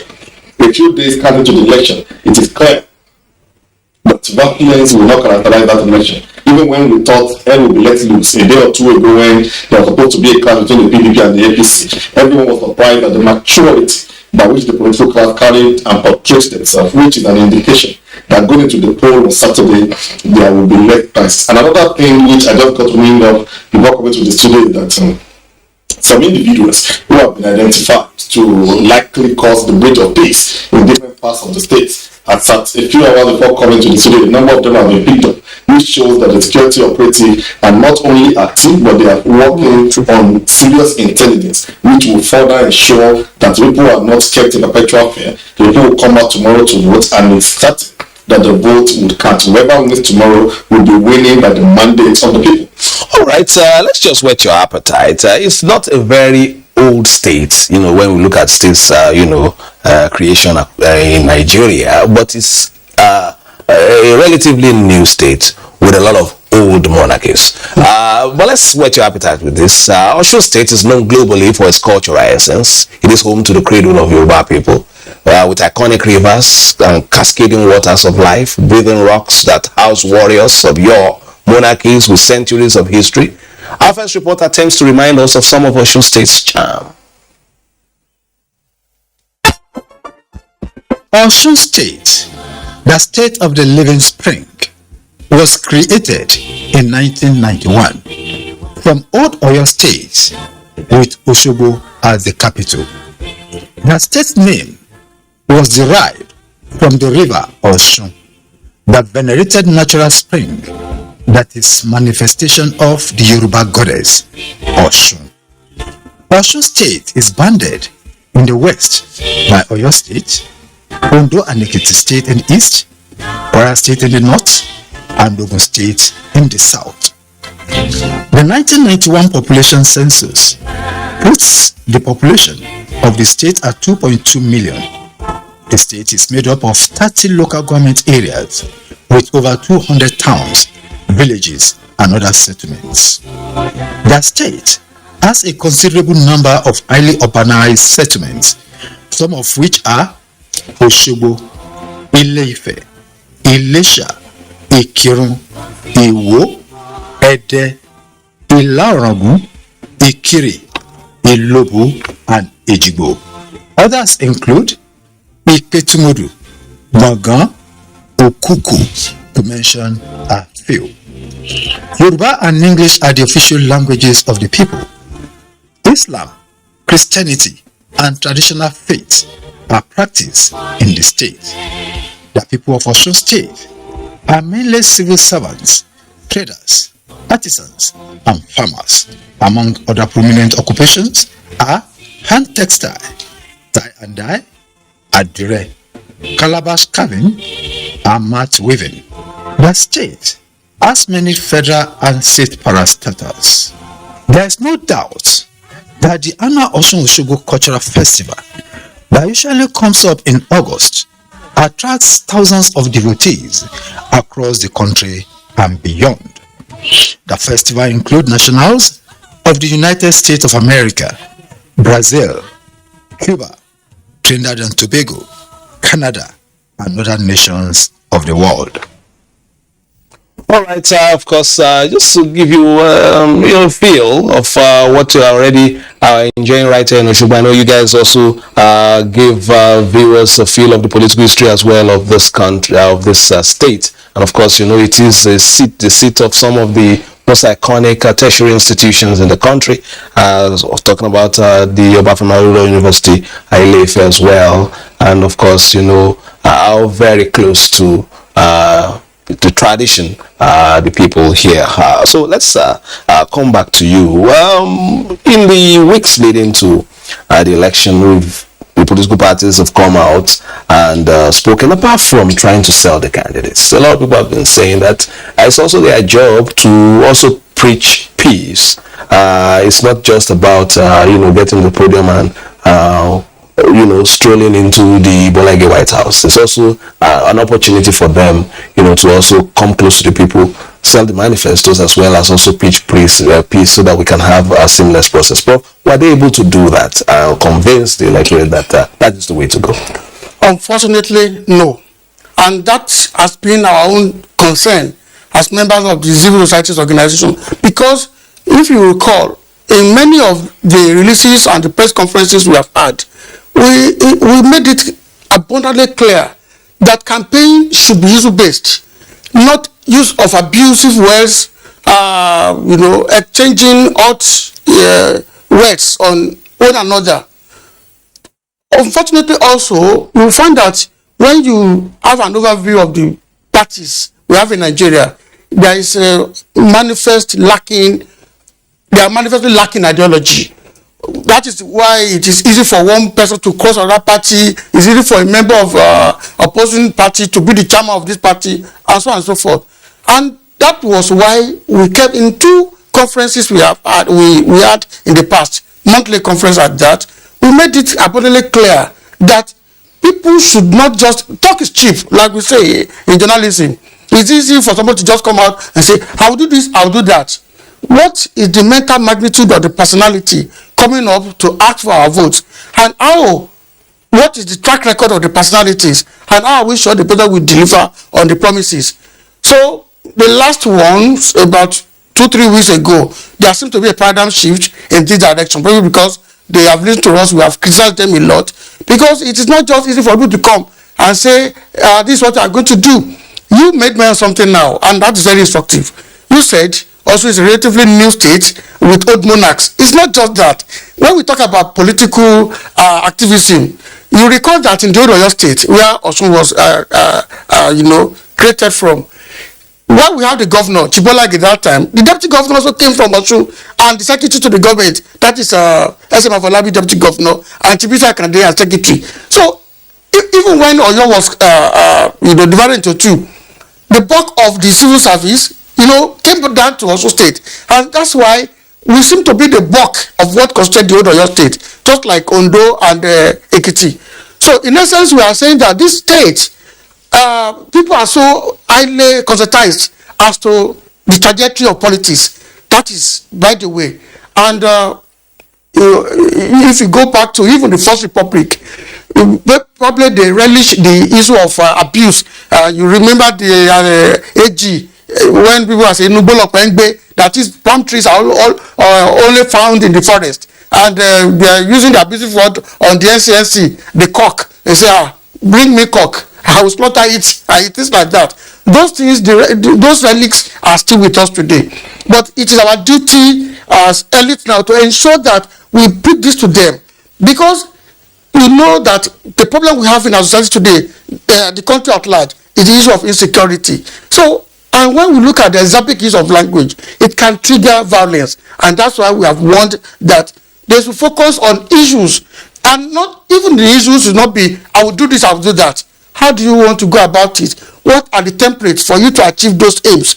By and large, I'm happy. Let me thank the media also, because there have been 2 or 3 debates among the political community contestants, the gubernatorial contestants now.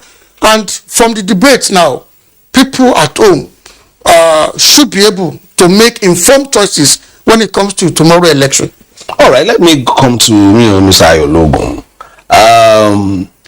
The political parties and their candidates have been writing exams.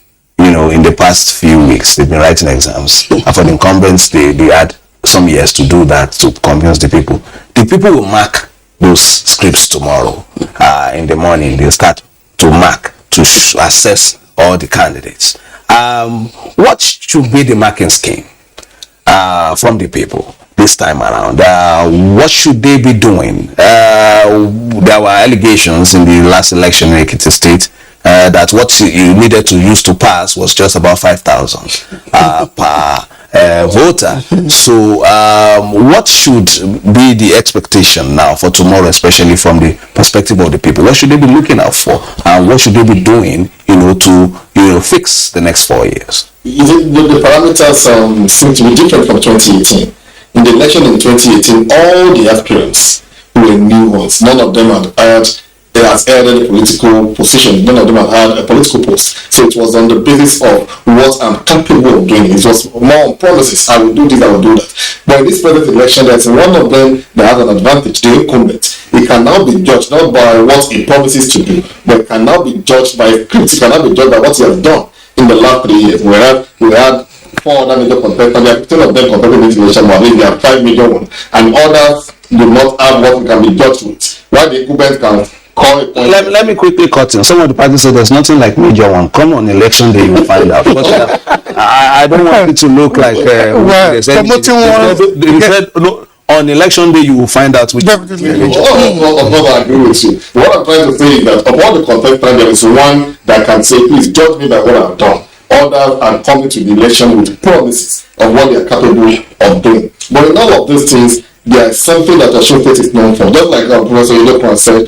Osun State is a politically conscious place where people make informed choices. And I hope that tomorrow, that again will play itself out by seeing people not trading their future for peanuts, 5,000, 10,000. That has not been the trait in Osun, and I hope that can be sustained in the coming election by tomorrow. If there's anything people of Osun State should begin to look out for, whoever will lead Osun State in the next 4 years should be someone that have accurate mental capacity, someone who can think and bring his thoughts into action. Whoever will lead Osun State going forward from tomorrow should be someone of track record. When I say track record, not necessarily in governance, but track record in their private life. What has this person been able to achieve in his private life? Because the Bible will say, I think catch already. So if you have not been able to prove that you can run a home, you can run a business, you can be a civil servant, or you can be an artisan, whatever you have laid your hand on, there should be proven record of excellence. So whoever will lead Osun people should look for excellence in previous life, in records. There should be a record that fits for whoever will lead Osun. And of course, if there's anything Osun needs, more importantly, it is a good manager. There's no, it's not anything to hide from. The Osun State is almost becoming insolvent. Osun State is one of the financially unstable states unstable states in the federation. There's not so much money because there are loans, piled up loans that the state is facing. Whoever would be the governor that people will vote for should be someone who has capacity to manage the debt portfolio of the state. Someone who can use little to achieve much, not someone who will be frivolous in expenses. Whoever will become the governor tomorrow should be someone that can manage men and resources adequately. These are things that the people cannot afford to shy away from. The people need to open their eyes to ensure that going forward, whoever will be the governor that they will choose tomorrow is someone that can transform the state and take it to the step that is higher than where it is. All right, so your comments dovetail with our next package, because as the clock ticks towards the official opening of the polls tomorrow, residents in and around Osogbo have been speaking on their public expectations. A cross-section of those who spoke with our own Olabode Arewa agree on the need for a visionary leadership that inspires sustainable development. I expect a free and fair election tomorrow. People should stay out of trouble. We should vote in a normal way. So tomorrow election, we expect a free, fair and credible one. And we pray to Almighty God to give us a God-fearing person as our governor. And we pray to God to give us someone that can turn things around. The kind of governor that Osun State deserves from our assessment is a governor that will, do more to improve on the fortune of the Osun State people.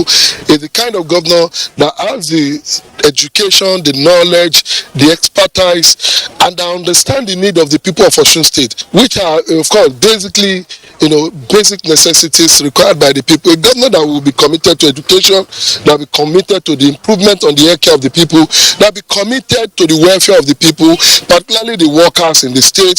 Also being a predominantly civil service state, and a governor that is also interested and will be committed to the industrialization of the state. A governor that is accountable, responsible, and inward-looking. So that is my own taste of governor that I am expecting. We want a governor that will be able to take care of the needs of citizens, who will be able to empower, the youths, and provide good opportunities for people in the society. For the election that is coming tomorrow, so we're expecting peace. We don't want any fighting in any from one party to another party. We don't expect any quarrels from anybody. So we need peace.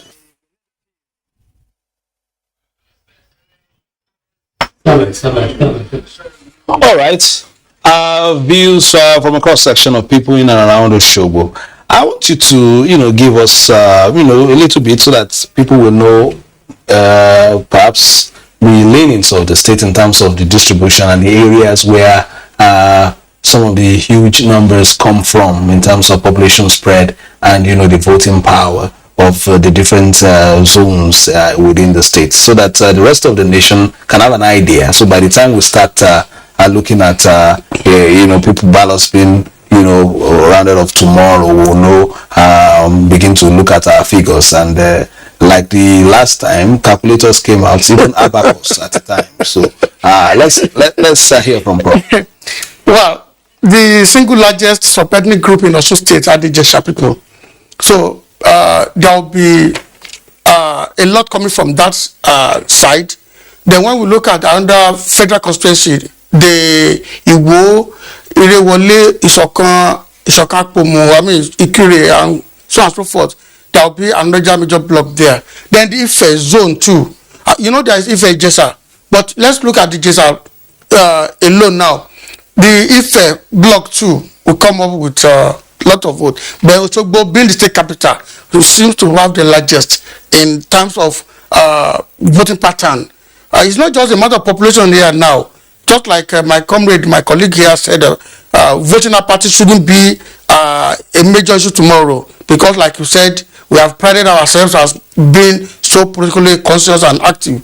But majority of votes will come from Osogbo, being the state capital. And the state capital comprises almost everybody from the 30 local governments and the area office. So those are the major blocks we're expecting. But to lend credence, sorry, you want to say something? No, go ahead. To lend credence to what he has said, the election tomorrow means a lot to people in Osogbo. Let's talk to power. We have not had it right, exactly from the national, when it comes to security, the economy, and so on and so forth. Look at the naira exchange to dollar, and so on and so forth. And so what it means is that if we don't get it right at the state level, because by now the local governments are almost not existing, because they are there on paper, they are not there to be bridges or whatever. But as a matter of fact, if we have it well, if we get it correct at the sub-national level now, national state now, it means we'll be able to cushion whatever is happening. We are not laying blame to just anybody, because at the global level, the Ukrainian-Russian war is having effect on grain and the oil. And because Nigeria has not prepared itself to reap the gains, that's another thing for another day. So by and large, what we are saying here, people should be much more poised to vote right tomorrow. Like my comrade said, we should not engage in vote buying, because even if you are given 20,000 naira, that cannot solve a problem beyond a week. And here we have about 4 weeks. Kudo, let us just say we are lucky. We shouldn't miss what here. 2-3 months ago, Osun State received 0 allocation, nothing from the federal allocation. Some of us were even wondering how was the state able to pay salaries and pensions at that time. And so these are the type of creative thinking ability of a leader that also needs at this material time. That's coming behind the block. We will maybe penalize it before the program ends. But let's go to some areas that he has rightly touched on in terms of what we'll be expecting tomorrow. And we just spoke about the fact that voter apathy may not be the issue. When we were coming into the studio, we saw people in front of a lot of banks using their ATM cards. Another card will be very important tomorrow, that's the PVC. And how has it been like? We understand that the youth population is using their word gingered to be a part of this process. How has it been like in your sojourn around the state, especially talking about the younger generation, and as the process is leading to the election captured their imagination? The youth population is huge in Osun State. You will recall, just by the way, that when you talk about ENSA, which is what I've come to characterize the youth movement in Nigeria at the time, the so-called ENSA started from Osun, before it spread to other parts of the country. The records are there. It tells you the strength, the brutality, and the readiness of the youth of Osun State. But looking at data, which is where you pick your question from, looking at where the strengths will come from, I think one can easily make projection of what and what is likely going to be tomorrow, putting figures together. For example, it's almost impossible for anybody to win the governorship election in Osun without winning 3 major local governments in the state. That is Osogbo, Oloruda, and of course Ife. In Osogbo, for example, at last count, about the data released by the INEC, there are 111,000 voters that will be voting in the local government alone tomorrow. That is closely followed by Ife Central, which is I think 80-something thousand. Then we have the south have 50-something thousand. Then we will look at something thousand, which means that if care is not taken, even if a candidate wins in 4 different local governments around, he cannot go to jubilation, because if, for example, 100,000 votes come in from Osogbo, which is the largest voting population in the state, and a particular party is able to pull like 100,000, and then another local government you have 10,000, 7,000, 12,000, 15,000 votes from the single local government can swallow the whole local government at the time. These are calculations that politicians would make, and these are projections that determines what happened. And I can tell you that voters in Osogbo, along with the local government, have always turned up. When you look at the data in the last 3 elections, 2018, back to 2014, and back to 2010, Osogbo and along with that recorded over 70% turnout of voters by record, which means these are people in the state capital and around it that are politically conscious of their deeds. And that means that any politician that has projection of winning tomorrow must have done a lot of homework within Osogbo around that Ife zone, because this is where the population of voters is much more higher than others. Not just like I tell you, the records are there for anybody to verify. The whole of Ifelodun, which is a Kemo, and some suburbs, has total of about 70,000 votes. In the south, has about 52,000 votes. Elisha has about 7,000 votes. In the central, has about 80. While Osogbo alone has about 111. So it is important that the political conscious people around these places come out to vote. So that my fear is that whoever will win tomorrow will not win. It's not about just winning. It's about making sure that you win the majority of the vote of the people. We will not have the worst of us leading the rest of us. I do not expect that the about 1.5 million voters tomorrow, at least we should have not less than 1 million at least coming out tomorrow to vote, so that we can conveniently say that we have a large turnout, and the decision on who rules the state going forward is a decision that is taken by the majority of the people, not when you have 1,500 voter, and at the end of the day, without votes for all the candidates, even up to 500,000. That means we're having a low turnout, and we're having the least number of people deciding for a larger number of people, which does not go well in politics. So I hope it's a big extension of my own part, which I hope will come to, that we'll have a large turnout of voters tomorrow, at least over 1 million, so that there will be justifications for whoever has the mandate of the people from tomorrow going forward, knowing fully well that you have the mandate of the majority to lead the majority of the people. All right, if I want to, recaption everything you have said now, you are only trying to tell us, especially to the voter at home, why not use your thumb on Saturday instead of using your fist on Monday? Let's take this again, and I want to speak to some of the statistics that you were talking about. As members of the civil society, have you been able to conscientize the people in terms of coming out? This issue of voter apathy is a recurring issue. In spite of all the money we spend on elections, some people will still sit at home watching television instead of just going, then come back to now read the results. You just stay at home and then or be tweeting on social media and all that while the deed is being done. Then on Monday you complain. So have you been able to get the people to make commitments to be a part of this process? Let me start with Prof. Then you can still take on that. Yeah, thank you. You recall that my opening remarks at the beginning of this program, I said we interface with the public, the voting public particularly. At our Osun Masterminds level, we on a monthly basis, engage the media by discussing issues that affect Osun State generally.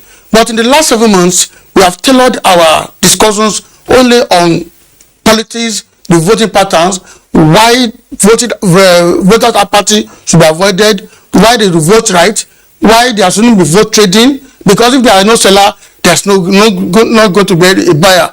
So we have also told them that the presence of the security personnel, at the last interface we had, more than 20,000 police personnel have been drawn to Osun State, which should give an average voter the leverage to come out and exercise their franchise.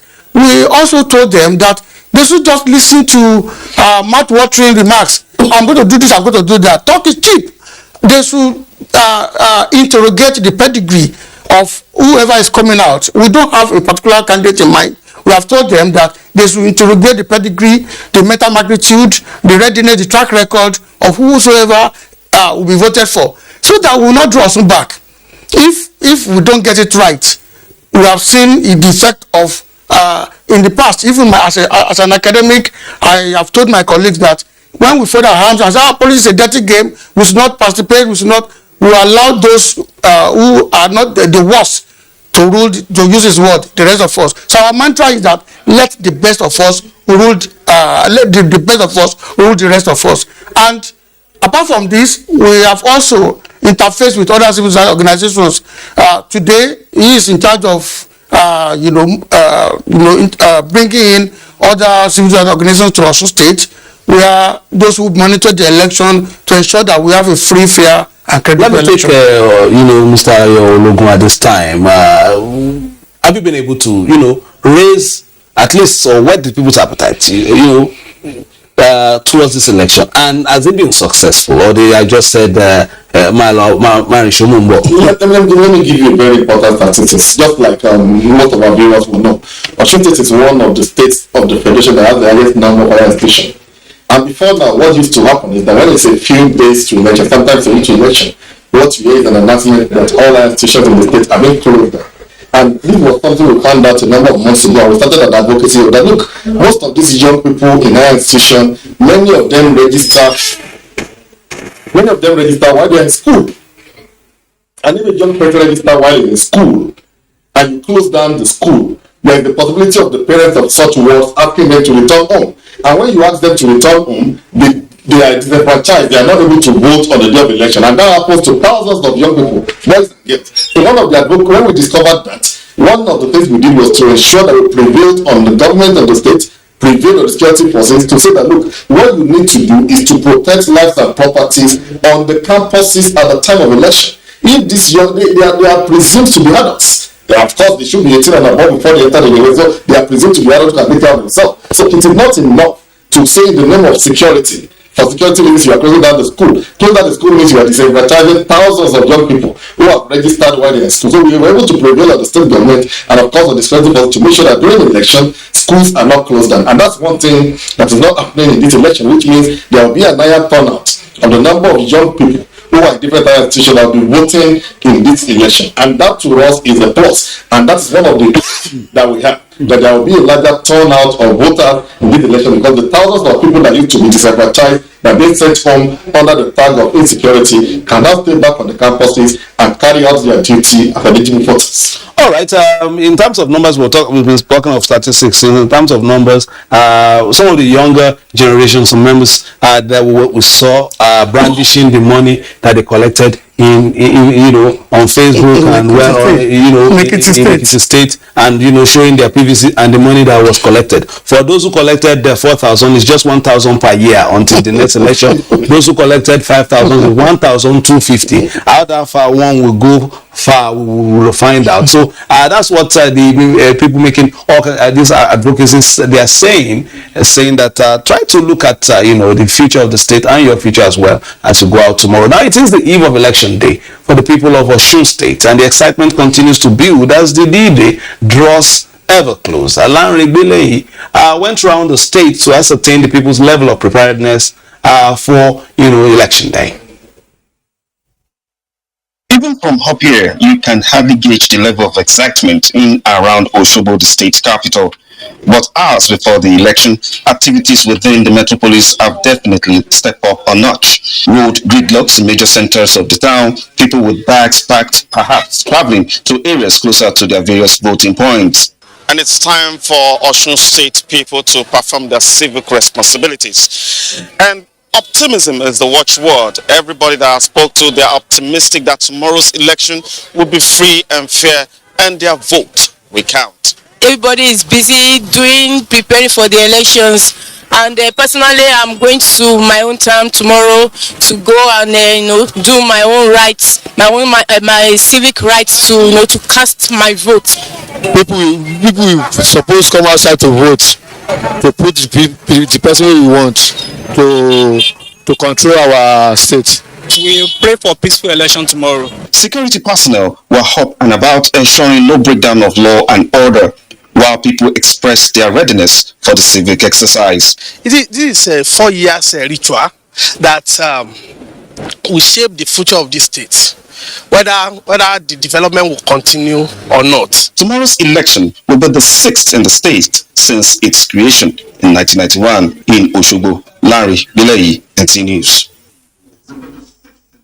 Thank you very much, Larry Billy, for that report. I still have Professor Wasiu Yedokun, Public Affairs Analyst, Barrister at Law, Professor of Applied Linguistics, and has been using his gift of language to let the voting populace know that they should be out tomorrow. Ayologun is a Public Affairs Analyst as well. They've been speaking with us for the past hour or so. But before I let you, before I hand over to Abuja for a bit, I need to take a few comments from you, and let me start from Ayologun as well. Are you expecting, an unprecedented turnout tomorrow? And is that based on science or optimism? I'm expecting a large turnout tomorrow, and that's not based on optimism. It's based on facts that are available. I'm giving you some of the data. In the last election, the number of registered voters who were expected to vote in the 2018 election was over 970,000.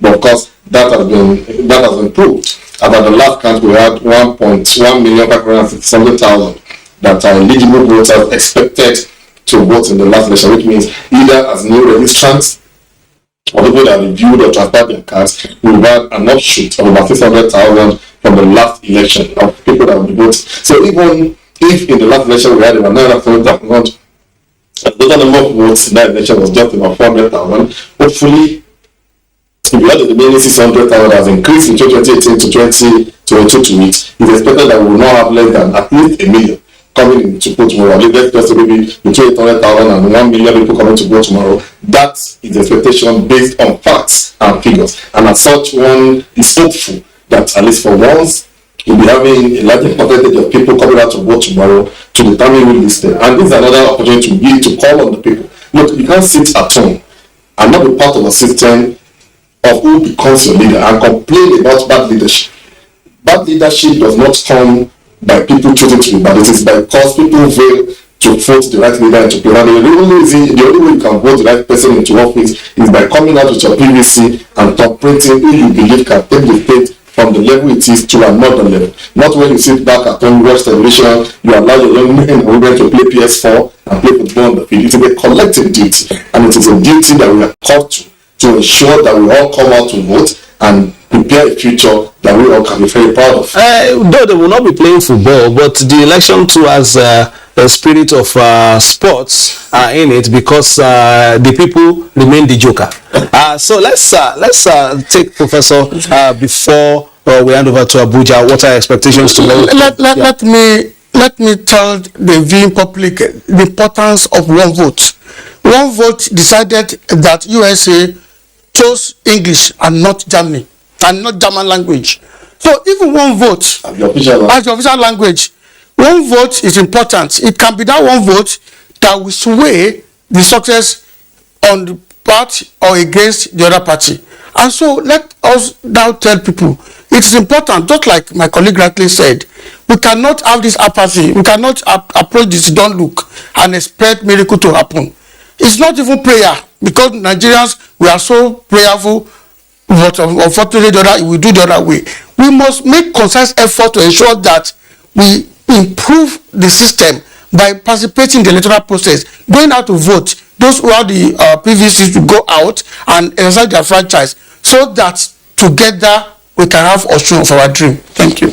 All right, we will be going back to Abuja briefly. Of course, I will expect us also perhaps to still make some contributions before the end of the program. Mayor Gidi is right there with his guests in Abuja. Mayor, they said that what should be interesting tomorrow is PVC and not watching DVDs. Thank you, Fisayo. We definitely join you, but in the studio we still have the AIG in charge of Federal Operations, Nigeria Police Force Headquarters, Abuja, and also Professor Victor Adetula, University of Jos, Department of Political Science. But before we have some discussions, I think we need to know a little more about Osun State once again. The Federal community is approximately 89 kilometers from the INEC Secretariat in Osogbo. The distance and other topographic factors may not pose a major challenge to the governorship election. Yet it cannot be ignored as one of the determinants in any election. So in this special report, let's hear from Rauf, who explained Osun State topography in relation to tomorrow's election. Let's hear that story. Osun State, southwest Nigeria, is the cradle of Yoruba, situated in the tropical rainforest. The state shares boundaries with Ogun State to the south, Kwara State to the north, Oyo State to the west, while Ekiti and Ondo State to the east. It is cosmopolitan in nature, with the largest concentration of major towns, communities, as well as settlements. The state is divided into 3 senatorial districts with 332 wards across the 30 local government areas. Some of these council areas are located far apart, making navigation difficult, thereby posing challenge to easy movement of voting materials across these locations. Though a landlocked state, it is blessed with presence of many rivers and streams. During elections, some parts of the state recall late arrival of voting materials, and this is not unconnected with the state topography, which includes mountainous and waterlogged areas, particularly during the rainy season, especially in July, when Osun election we hold. You know, the centrality of Osogbo, the state capital, it's not too far to other areas. I'm from Ikire, and Ikire is also at the boundary. We will talk about the boundary, but because of the good road networks from here to Ife and from Ife to Ife Tedo, it may not pose a problem. We don't have riverine areas where people will spend hours on end on the sea or water. We don't have such in Osun State.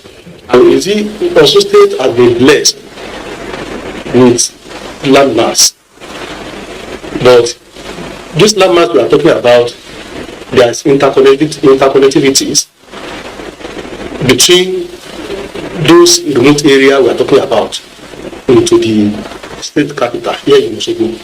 Tell you authoritatively that the distance between a remote local government in Osun State, that is, if a South local government, is almost 93 kilometers down to the state capital here. Meanwhile, as INEC sets up preparations towards each free credible governorship polls, the commission is optimistic that the Ekiti governorship election, which has been widely adjudged as one of the most successful in recent past, will be surpassed in terms of credibility. In Osun State, even though we have areas where the topographic prove difficult for movement, which we call the difficult terrains, but most of them, because of the arrangement of INEC, where we have registration area camps, we don't usually have problems with them because they are within very reachable area within a very short time. Such areas in Ifeda local government, from Okila, we'll probably have to come back to Ila before we get to some villages like Ujiayego and some other places there. But the journey usually is not always more than 20-30 minutes, and our practice is to leave the registration area camp on the day of election as early as 6, and since the election is starting by 8:30, we can still traverse and get to those such places. Apart from the terrain factor, the commission has also mapped out some flashpoints for necessary action to forestall any ugly incident during election. In Osogbo, Wasiu Rauf.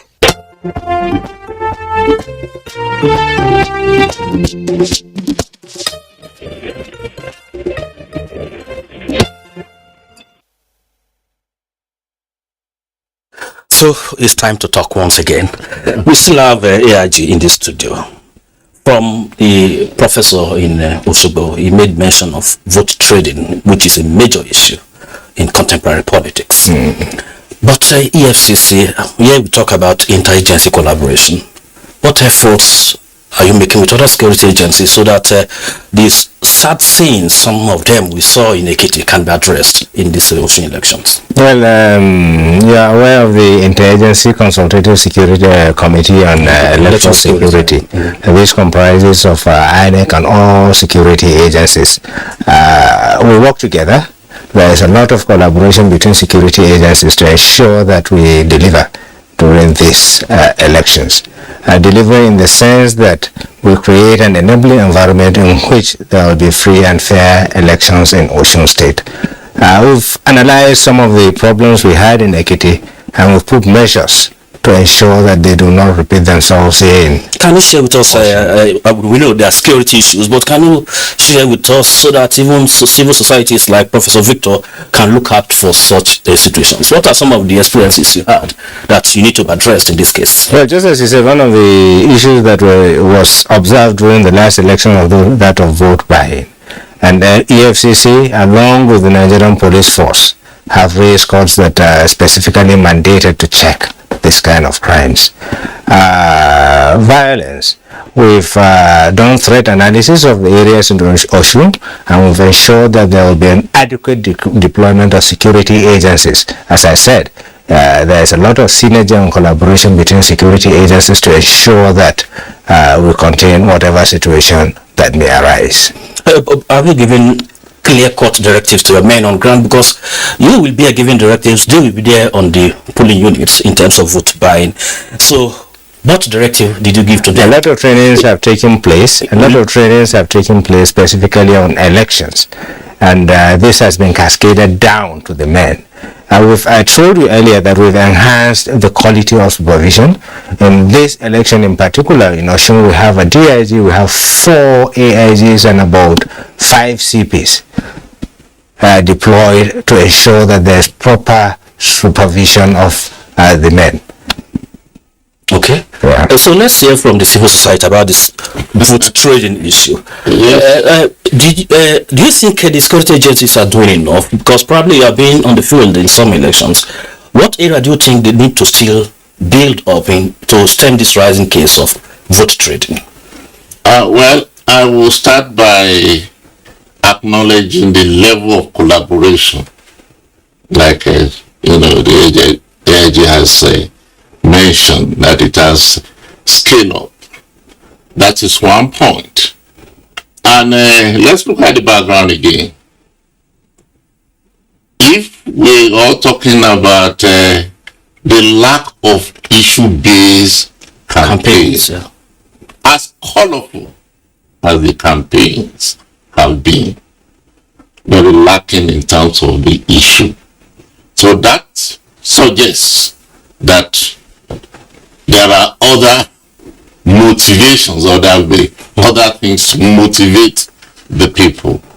Be that as it may, the responsibility to reduce the use of money in electoral process is not limited to the security agencies. One of the panelists has said for that to happen, there has to be a giver and taker. So we have to engage the solution at both levels. We talk about the efficiency of the law enforcement, security, but we also talk about the people.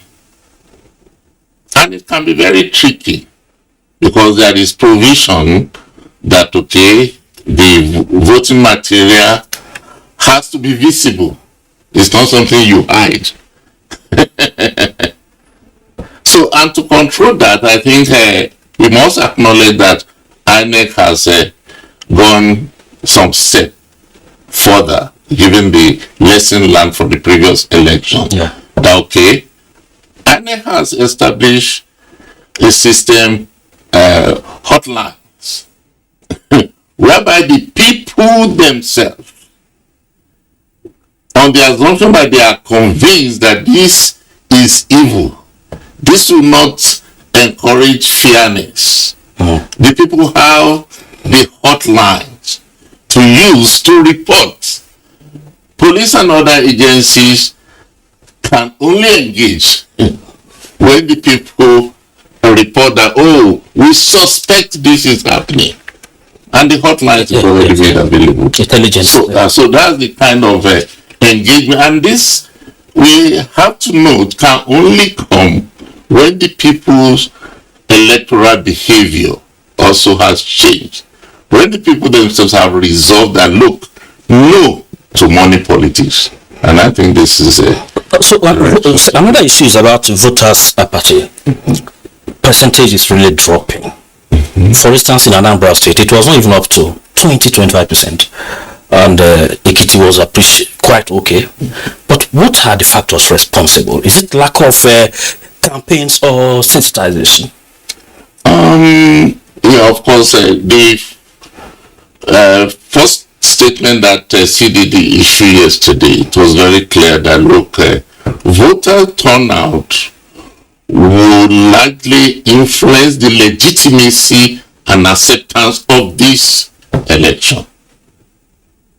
And of course, we must also acknowledge that there have been a lot of mobilization.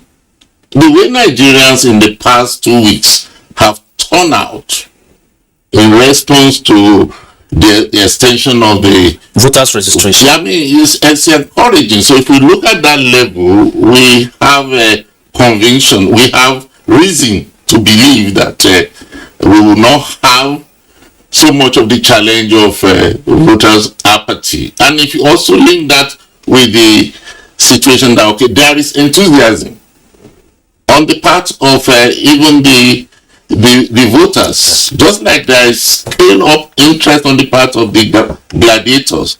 And to the extent that they've been convinced that, look, you are secure. Security is not the challenge. And I think we may have a significant improvement on Ekiti record. Of course, we know that more than Ekiti, Osun is a very, it's a bigger state. But one point, I had some panelists talk about topography. I don't think that will create more challenge and affect voters' turnout. You see, I earlier on talk about the deployment of technology. There have been a progressive movement in that. And what technology does for us is to to help us to achieve some level of efficiency. Yes. You conquer time and you conquer space. And I think we are getting there. Yes, also reduce electoral violence, ballot box, snatching. So, let's talk security again. Yeah. The state is really sharing borders with boundaries with so many states. That makes it vulnerable for hoodlums to come from those entry points and the exit ones. So what measures do we have in terms of ensuring that criminals are not exported or imported from neighboring states to cause mayhem?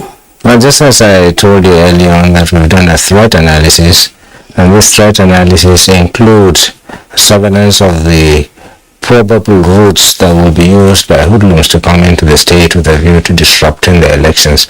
These areas have been properly identified, and they're already being properly manned, and they're under surveillance and are being properly manned.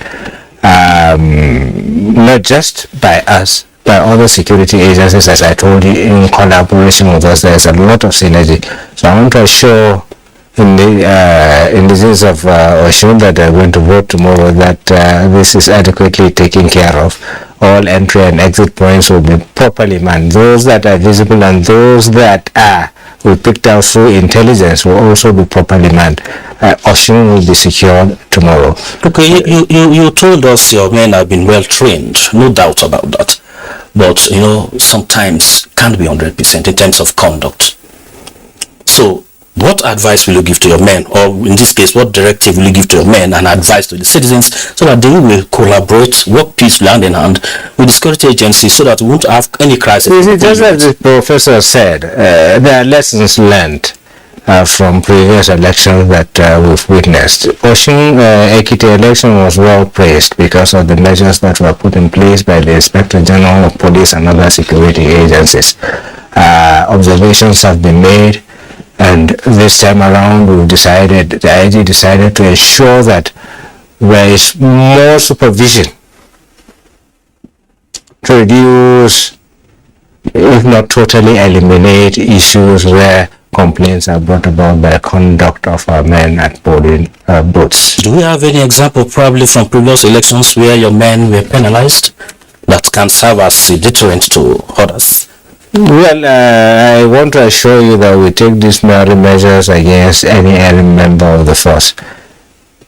And in terms of interagency rivalry, sometime you may say we may not experience it, but it's a fact.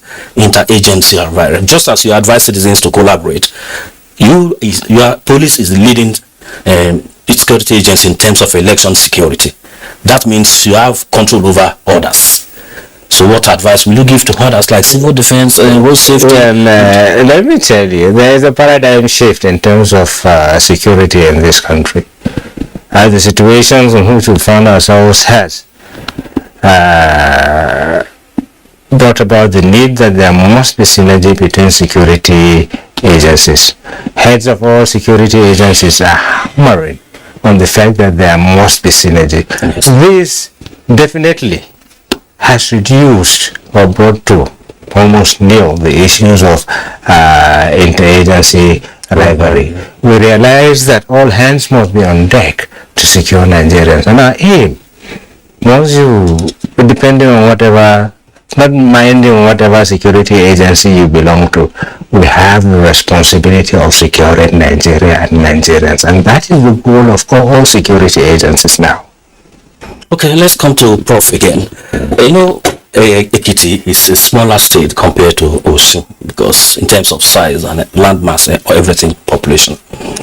And from the reports we saw, about 70 to 80% of the population, civil service, artisans and all that. Will that affect the behavior of the voting behavior for tomorrow's election? Not necessarily. There are no direct correlation between the type of profession and voters' behavior known for now, And an intervening variable is the level of civic and political education. And this is why we call on the civil society organization and as well as the political parties to talk to the people. And that's why we are so disappointed in terms of the lack of issue-based campaign, so that the people can have correct political assessment and judgment, so that issues that will affect who emerges is not about the primordial factors in terms of what religion, what culture you belong to. So it is not so much whether I'm a professor or I'm an artisan. It is about my political judgment. So in addition to what the civil society is already doing in terms of sensitizing and raising awareness, there has to be very concrete political education. Unfortunately, the political parties are lacking significantly in this area. All we have is the colorful campaign. Let's get back to you. When you give instruction, directive that there will be no movement, restriction of movement during that period, sometimes the voter may trek a distance before getting to the polling units. What happens to people voters that fall within that category? I think I would have been in a better position to answer that question, because what I know is that most of the registration is done within areas within which you reside. So those are exceptions. Right? Somebody wanting to move from one location to another, that's an exception. The majority of the people that will be involved in the elections are persons that reside within their polling units. Can those on essential duties and those on essential duties definitely will be allowed to go around. And the men have been properly educated? They have. Just as at the beginning of this interaction we're having with you, I told you that, look, we phased in our activities into three, segmented them into three. The first segment was, what do we do to ensure stability in Osun before the elections? These were strictly anti-crime measures which we carried out in collaboration with the other agencies, and that is why we have the relative stability we have now, right? Now our next phase will be properly manning the election day, that is tomorrow. So this has to do with adequate deployment, moving the men on time to locations, and ensuring that there is a free and fair election. We have already mobilized enough personnel for this.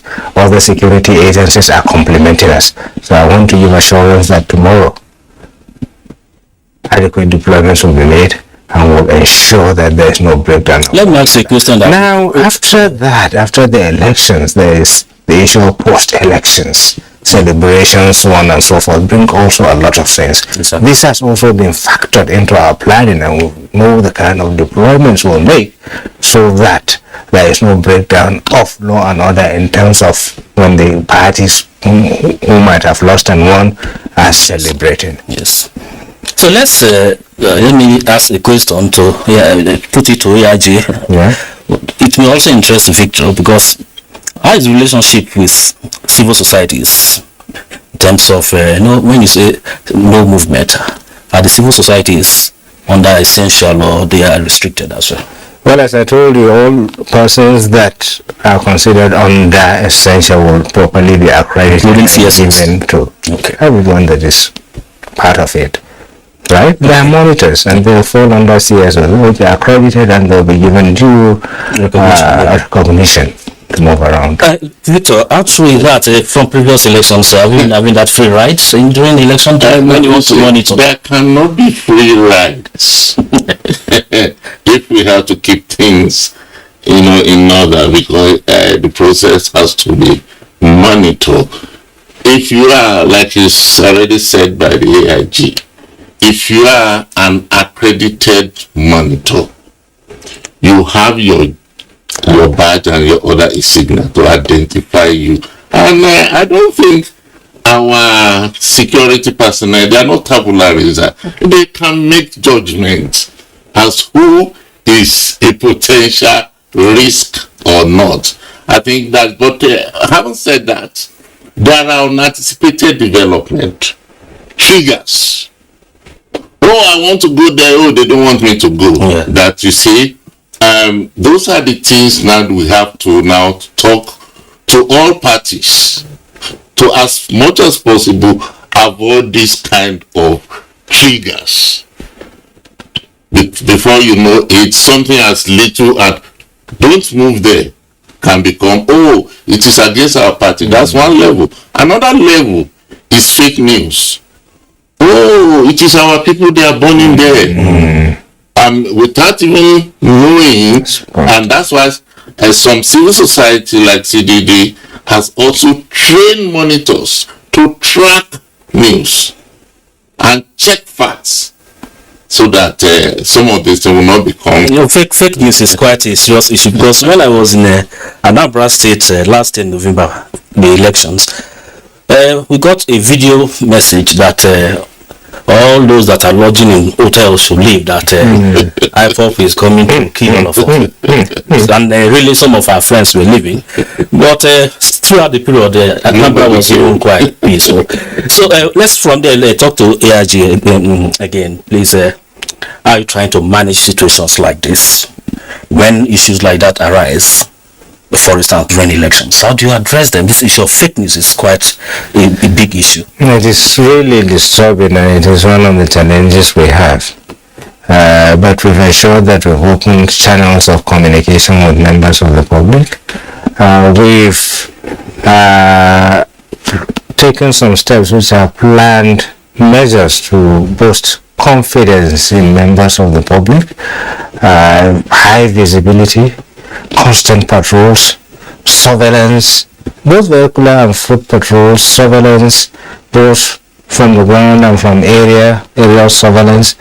These are things that we hope will build confidence, and then we'll open a channel of communication. We'll be able to pick out things before they degenerate to situations that are undesirable. Pick out fake news, try to verify, and then we'll quickly get to the press and send out what our own version with. It serves to douse a lot of tension. Exactly. Yeah. Thank you very much. We will still get back, but let's visit our host. That is Osogbo, our Osogbo studio. Fiscal is still there. Let's hear from him what is happening there, the latest. Thank you, Mia. I'm indeed your host. I have to also challenge the people of Osogbo. You know, we have myself and my colleague Namdo. The people say you have not actually visited the place until you check out the cuisine. But we've just been in the studio for the past 2 days. But we'll try and see that is corrected before we return to Abuja. But Professor Oyedoku is right here with me. You know, for this last leg. Mr. Ayologun took permission, is going to perform a civic duty 1 or 2 hours away from here tomorrow morning, and he will be back, you know, in the studio tomorrow morning, so we had to let him go. But we've been talking, Prof, about the expectation of the people, what the people should be looking out for. There are some areas that we've not really touched, and that is the election management body. This is another opportunity for them to tell Nigerians that they are ready for the big one next year. Osun is perhaps the last frontier to test at a large scale technology, readiness of staff, resilience of staff, interaction with the voting populace, and all the things that have been deployed to the field. We will feedback from Nigerian voters as far as some of the new things they've brought on to bring inclusiveness into the voting process. So, what are your expectations at this time? And perhaps there are any challenges that you may be envisaging you can share with us. Thank you. Let's start with the electoral umpire itself, the INEC. Well, there were apprehensions in Anambra, you recall, because of the general insecurity at that time. Incidentally and luckily, we had it good, and even Mr. President was applauded for being impartial in the entire electoral process. Then coming to Ekiti, just about a month ago, you know, there were high hopes among the political gladiators there. And because what Ekiti, is known for, there's this tradition that you cannot win election at one straight, you cannot be re-elected until probably you lose and come back again.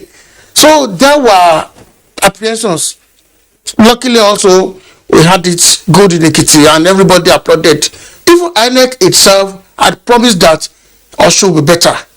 And I have been able to, I've had the privilege rather, to monitor election in more than 5-6 states. Been to Edo, I've been to Ondo, been to Ekiti in the last 4-5 years. Even the last one in Osun. What I can say is we need to commend INEC. INEC, starting from Jega era, has been able to deploy technology. Let's start with the card reader. Now there's a new thing, I forgot the name. BVAS. The BVAS now. Voters Registration System. Now, in the 1979-83 election, some of us were very young. But it's possible for some hoodlums to come and start ballot box or stuff it now. One thing that is important is that people should know that if there is one vote in excess of accredited voters, that polling something will be cancelled. And so it is in the interest of voters in that particular polling booth to ensure that they guard their votes jealously, to ensure that there are no manipulations. And where in Nigeria, I'm sorry to say this, people may be able to dance around when there's a technology, but sincerely speaking, I would say that the INEC preparedness is almost foolproof. One, we already have the number of registered voters. There's no way we can have the same number as accredited voters. So people it cannot be in excess. Definitely to be fewer number of people. And of those who came around, technology is deployed to ascertain the veracity of the PVC. And once that is done, the party agents are there, so manipulations can be very difficult, if not impossible. And so, with what is done in Ekiti, in Anambra, one can be rest assured that INEC has prepared, and we can only hope that the best will happen tomorrow in Osun State. Apart from that, like I said, Osun State is a place where people are politically conscious. All these things about problems of who to do what, you can hardly have somebody who is underage to come out to vote, because he knows the implication. People here are law abiding, and that's why Osun State appears to be the most secure place in Nigeria today because of law abiding citizens. The mantra is Omoluabi, state of the virtue. So you, unlike in some places we have had underage voters, whatever, that will not take place tomorrow. I can assure Nigerians. And the police too have been deployed. We have enough number of personnel. We can only appeal to them to strictly follow the rules of engagement, so that there will not be unexpected behavior from the people. Just like my colleague who departed said, ESA started from here, and people who are educated, who are conscious, can resent violence, can resent oppression. All right, let's look at election day itself. Do you get more early voters in terms of pattern in the state, or we just have to wait and then people begin to see that okay, the area is calm before coming out? We don't expect there will be problem, and just like I said, there have been advocacy groups telling people, including our group, the Osun Masterminds. We have consulted people and the atmosphere, and I want to also thank, since this opportunity to thank the police. The IG himself came around and assured the people that there will be enough deployment of police personnel. We have the members of the armed forces, the Nigerian Army. We have a Nigerian Army unit in there.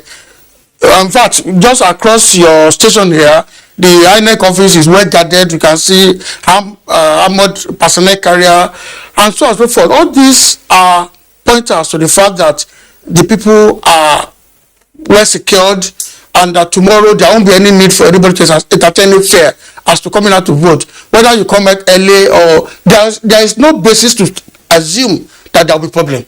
All right, let's take our report, and because you just mentioned security. Now, apart from the natural mood of expectation, it seems every corner of the state has a form of security presence or the other. Some stakeholders from the sector spoke to NTA.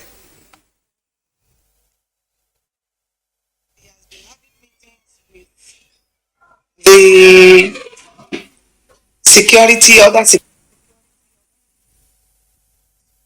We will let me still speak a bit to some of the things that we were talking about earlier before we get to security report. We will still rejoin our Osogbo studio. It seems they are having some technical issues that will be sorted out soon. So AIG he was talking about security situation, and probably it's a big plus for you, and we hope that that reflects in tomorrow's election.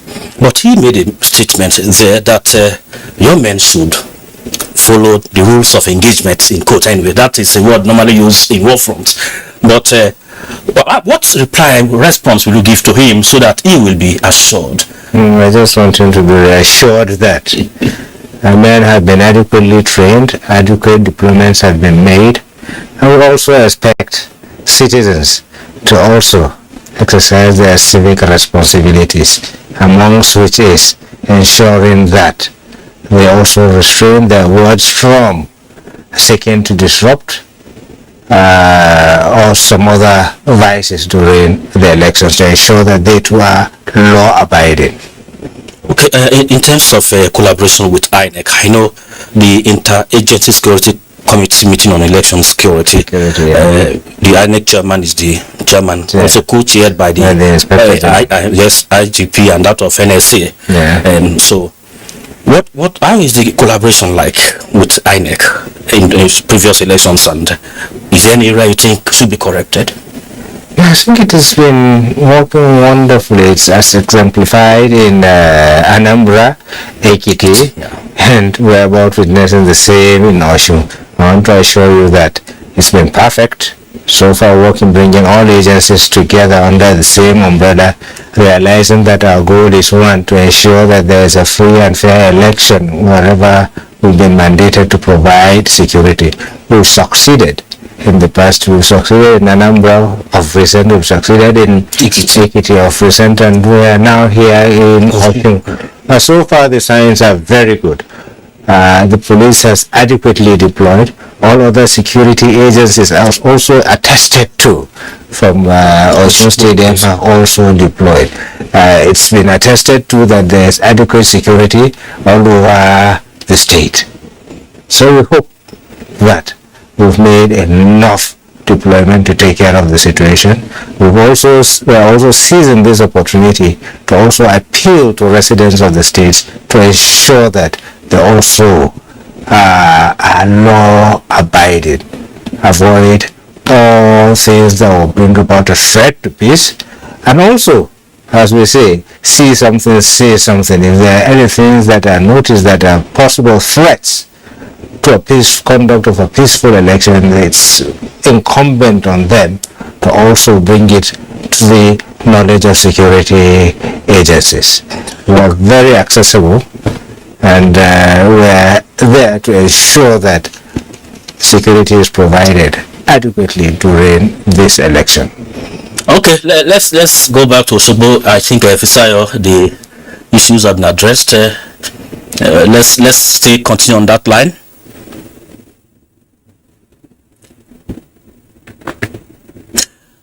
Much Mel Gidi. I don't mind my green patriotic background. I just wanted to make sure that I imitated your natural green there in the studio. But let me quickly take this report before I round up from here. Apart from the natural mood of expectation, it seems that every corner of the state, that is Osun State, has a form of security presence or the other. Some stakeholders from the sector spoke to NTA. He has been having meetings with the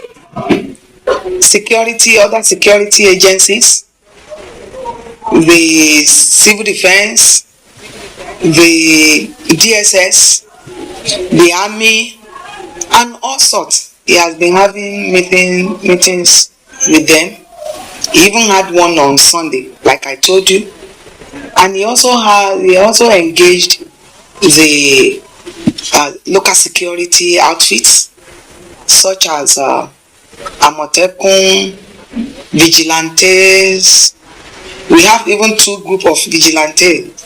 There is one vigilante of Nigeria and another one is harmonized. All of them are with us.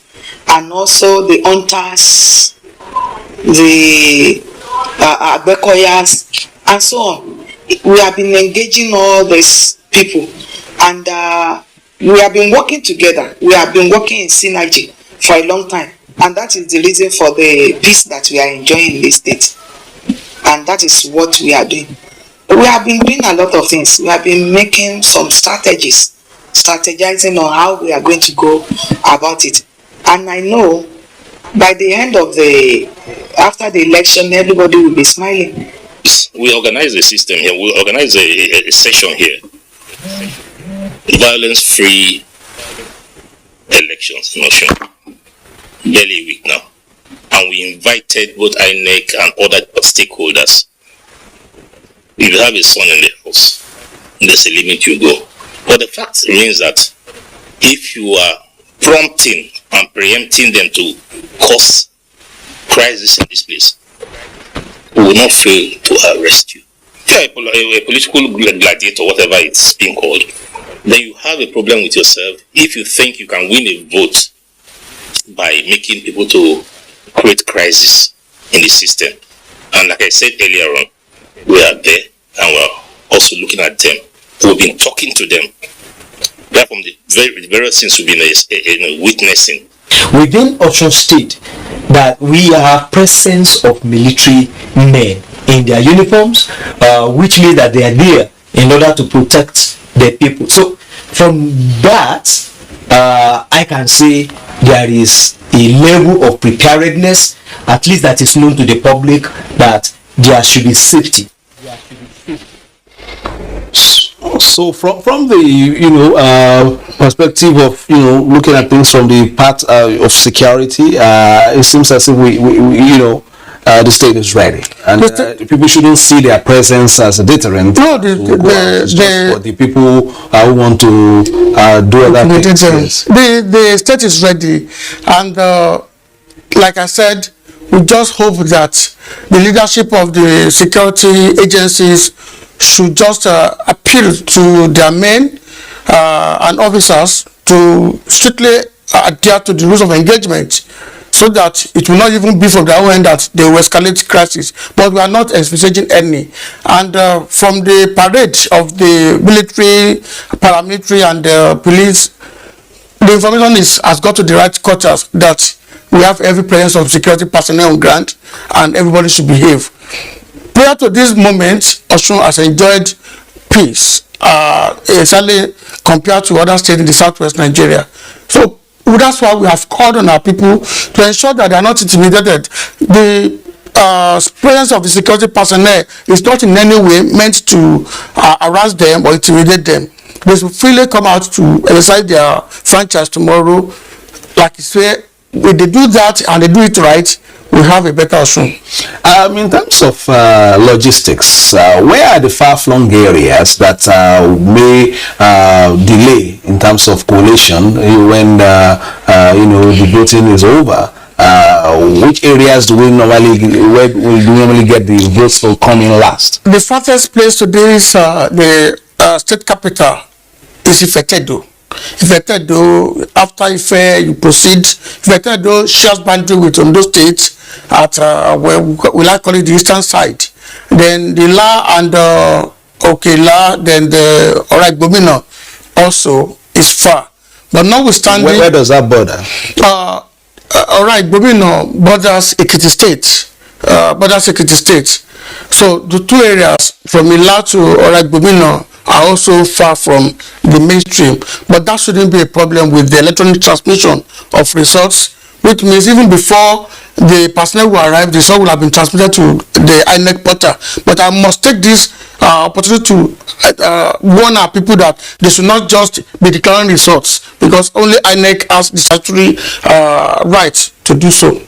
All right, and we've come in, to spend some time with you in Osun State, looking at, efforts to again bring in, the leadership for the next 4 years. The last time we were here, we planned on about 4 days and ended staying for much longer. We enjoyed the hospitality. Are we to expect another scenario play out like that? I can assure you, Osun is the cradle of the Yoruba race. We are very, very accommodating people, and you will not to stay too long. No, you will not stay too long, because I won't be around the time around. Election will come and be declared. INEC had promised us that it took them 12 hours after the election in Ekiti State to declare results. INEC is looking forward to declaring the results much sooner this time around. But if you intend to stay longer to enjoy the cuisine, the waterfalls, the Okela, the Ilefe, Paramiyanko, you are very much welcome. The attendants may have also gone to vote. But let's quickly, before we wrap up, look at, we've spoken about security, we've spoken about election management body. There are other parts of society, members of society, women, and we spoke about youth earlier. The women, and perhaps have they also been a part of this process? In Ekiti State, for instance, we had 2 women come out to even vie for the top job. Even if though they didn't quite get onto the podium, but active they were there. What's the level of participation here now? I can assure you that women will come out en masse in Osun State also to participate. Let's talk about the political gladiators too. We have the woman coordinator of the campaigns, and also the yallojas, that is the market women.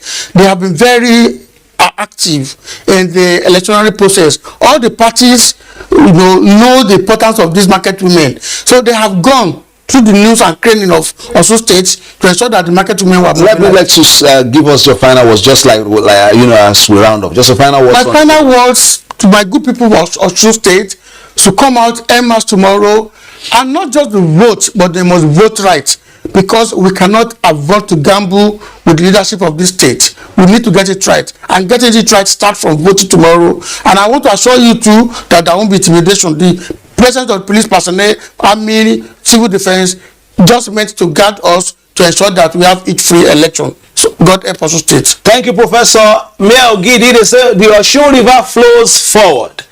And so the state also intends to flow forward tomorrow with its decision. Just like the people on its banks stay at the banks, come out en masse to scoop the waters of life. Tomorrow they will be doing that with their PVCs. It's over to you, Mayor. We'll see you tomorrow. Thank you very much. I think tomorrow we get you again. Probably you will give us an extension of the enjoyment you have in there because you are hosts. Even today we're expecting some alert from you. Thank you very much, Sayo. That is on a lighter note anyway. So let's start with AIG again. This is going to be our closing remarks. We have just 3 or 4 minutes left, but it seems Prof there still need more assurances. I'm so happy with the position of Prof and that of the PRO Osun State Command. It is evident that there has been a lot of engagement between police and members of the political parties and members of the public, hammering on the need for law and order during this election. A lot of reach out has been made, and this gives me assurance that the conduct of elections will be free and fair without devoid of violence. The icing on the cake is the fact that even the candidates themselves have signed a peace accord.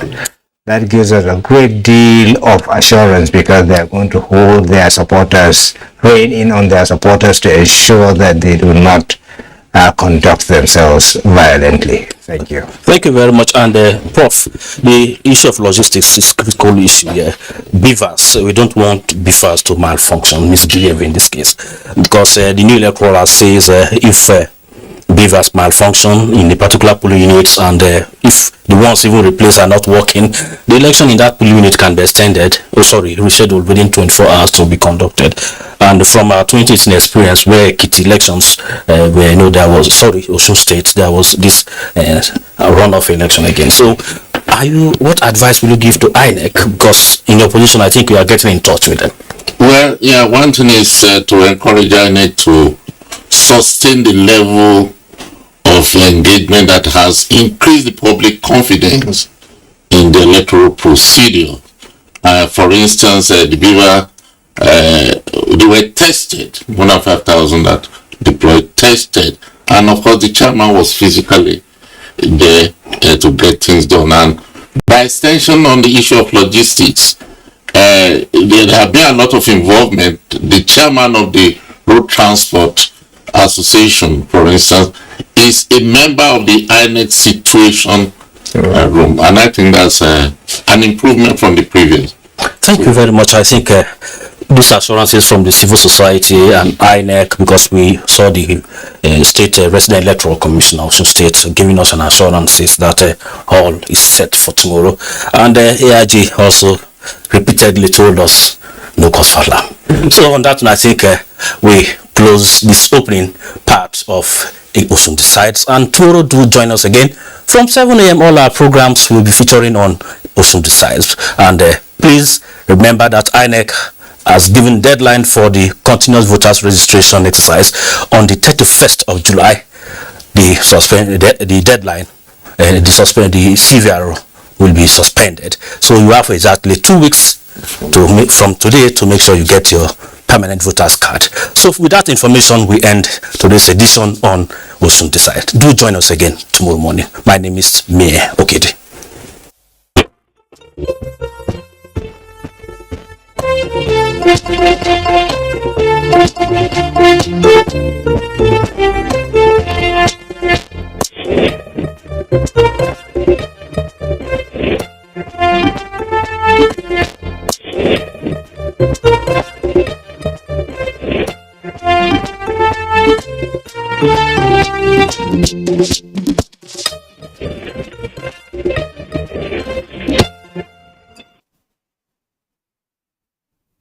Days away.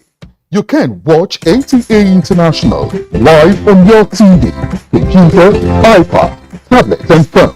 Log on to visiontv.co.uk and click on Entertainment, then NTAI. You can also download the iOS or Android app on your mobile devices to watch NTA International on the go, anywhere in the world.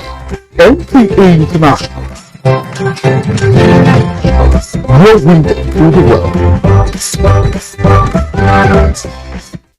The National Broadcasting Commission has observed with concern the misuse of the airwaves to propagate incendiary materials by different groups in some broadcasting stations in recent times. While appreciating the need for educating, informing and enlightening the public on issues bordering on our national development, the Commission wishes to seize this opportunity to advise broadcasters to be circumspect in the handling of news and current affairs programs by exhibiting the necessary professionalism. Consequently, the Commission implores broadcasters to advise guests and or analysts on their platforms not to polarize the citizenry with divisive rhetorics in driving home their points. Ensure that every news and current affairs program conforms with the provision of the Nigeria Broadcasting Code. Take their social responsibility requirements seriously. Therefore, the Commission reminds broadcasters to be guided by the provisions of the Nigeria Broadcasting Code, especially the underlisted sections 5.3.3b. The broadcasters shall, in using political materials for news and current affairs programs, avoid hate speech, inflammatory, derogatory, and divisive remarks or allusions. 5.4.1f. The broadcaster shall not transmit divisive material that may threaten or compromise the indivisibility and indissolubility of Nigeria as a sovereign state. 5.5.6. The broadcaster shall have a delay mechanism to guard against possible undesirable content. Please note that every broadcast station is responsible for the content it transmits and shall be held liable for any content in violation of the Nigeria Broadcasting Code. Be advised. Signed, Malam Balarebe Shehu Ilela,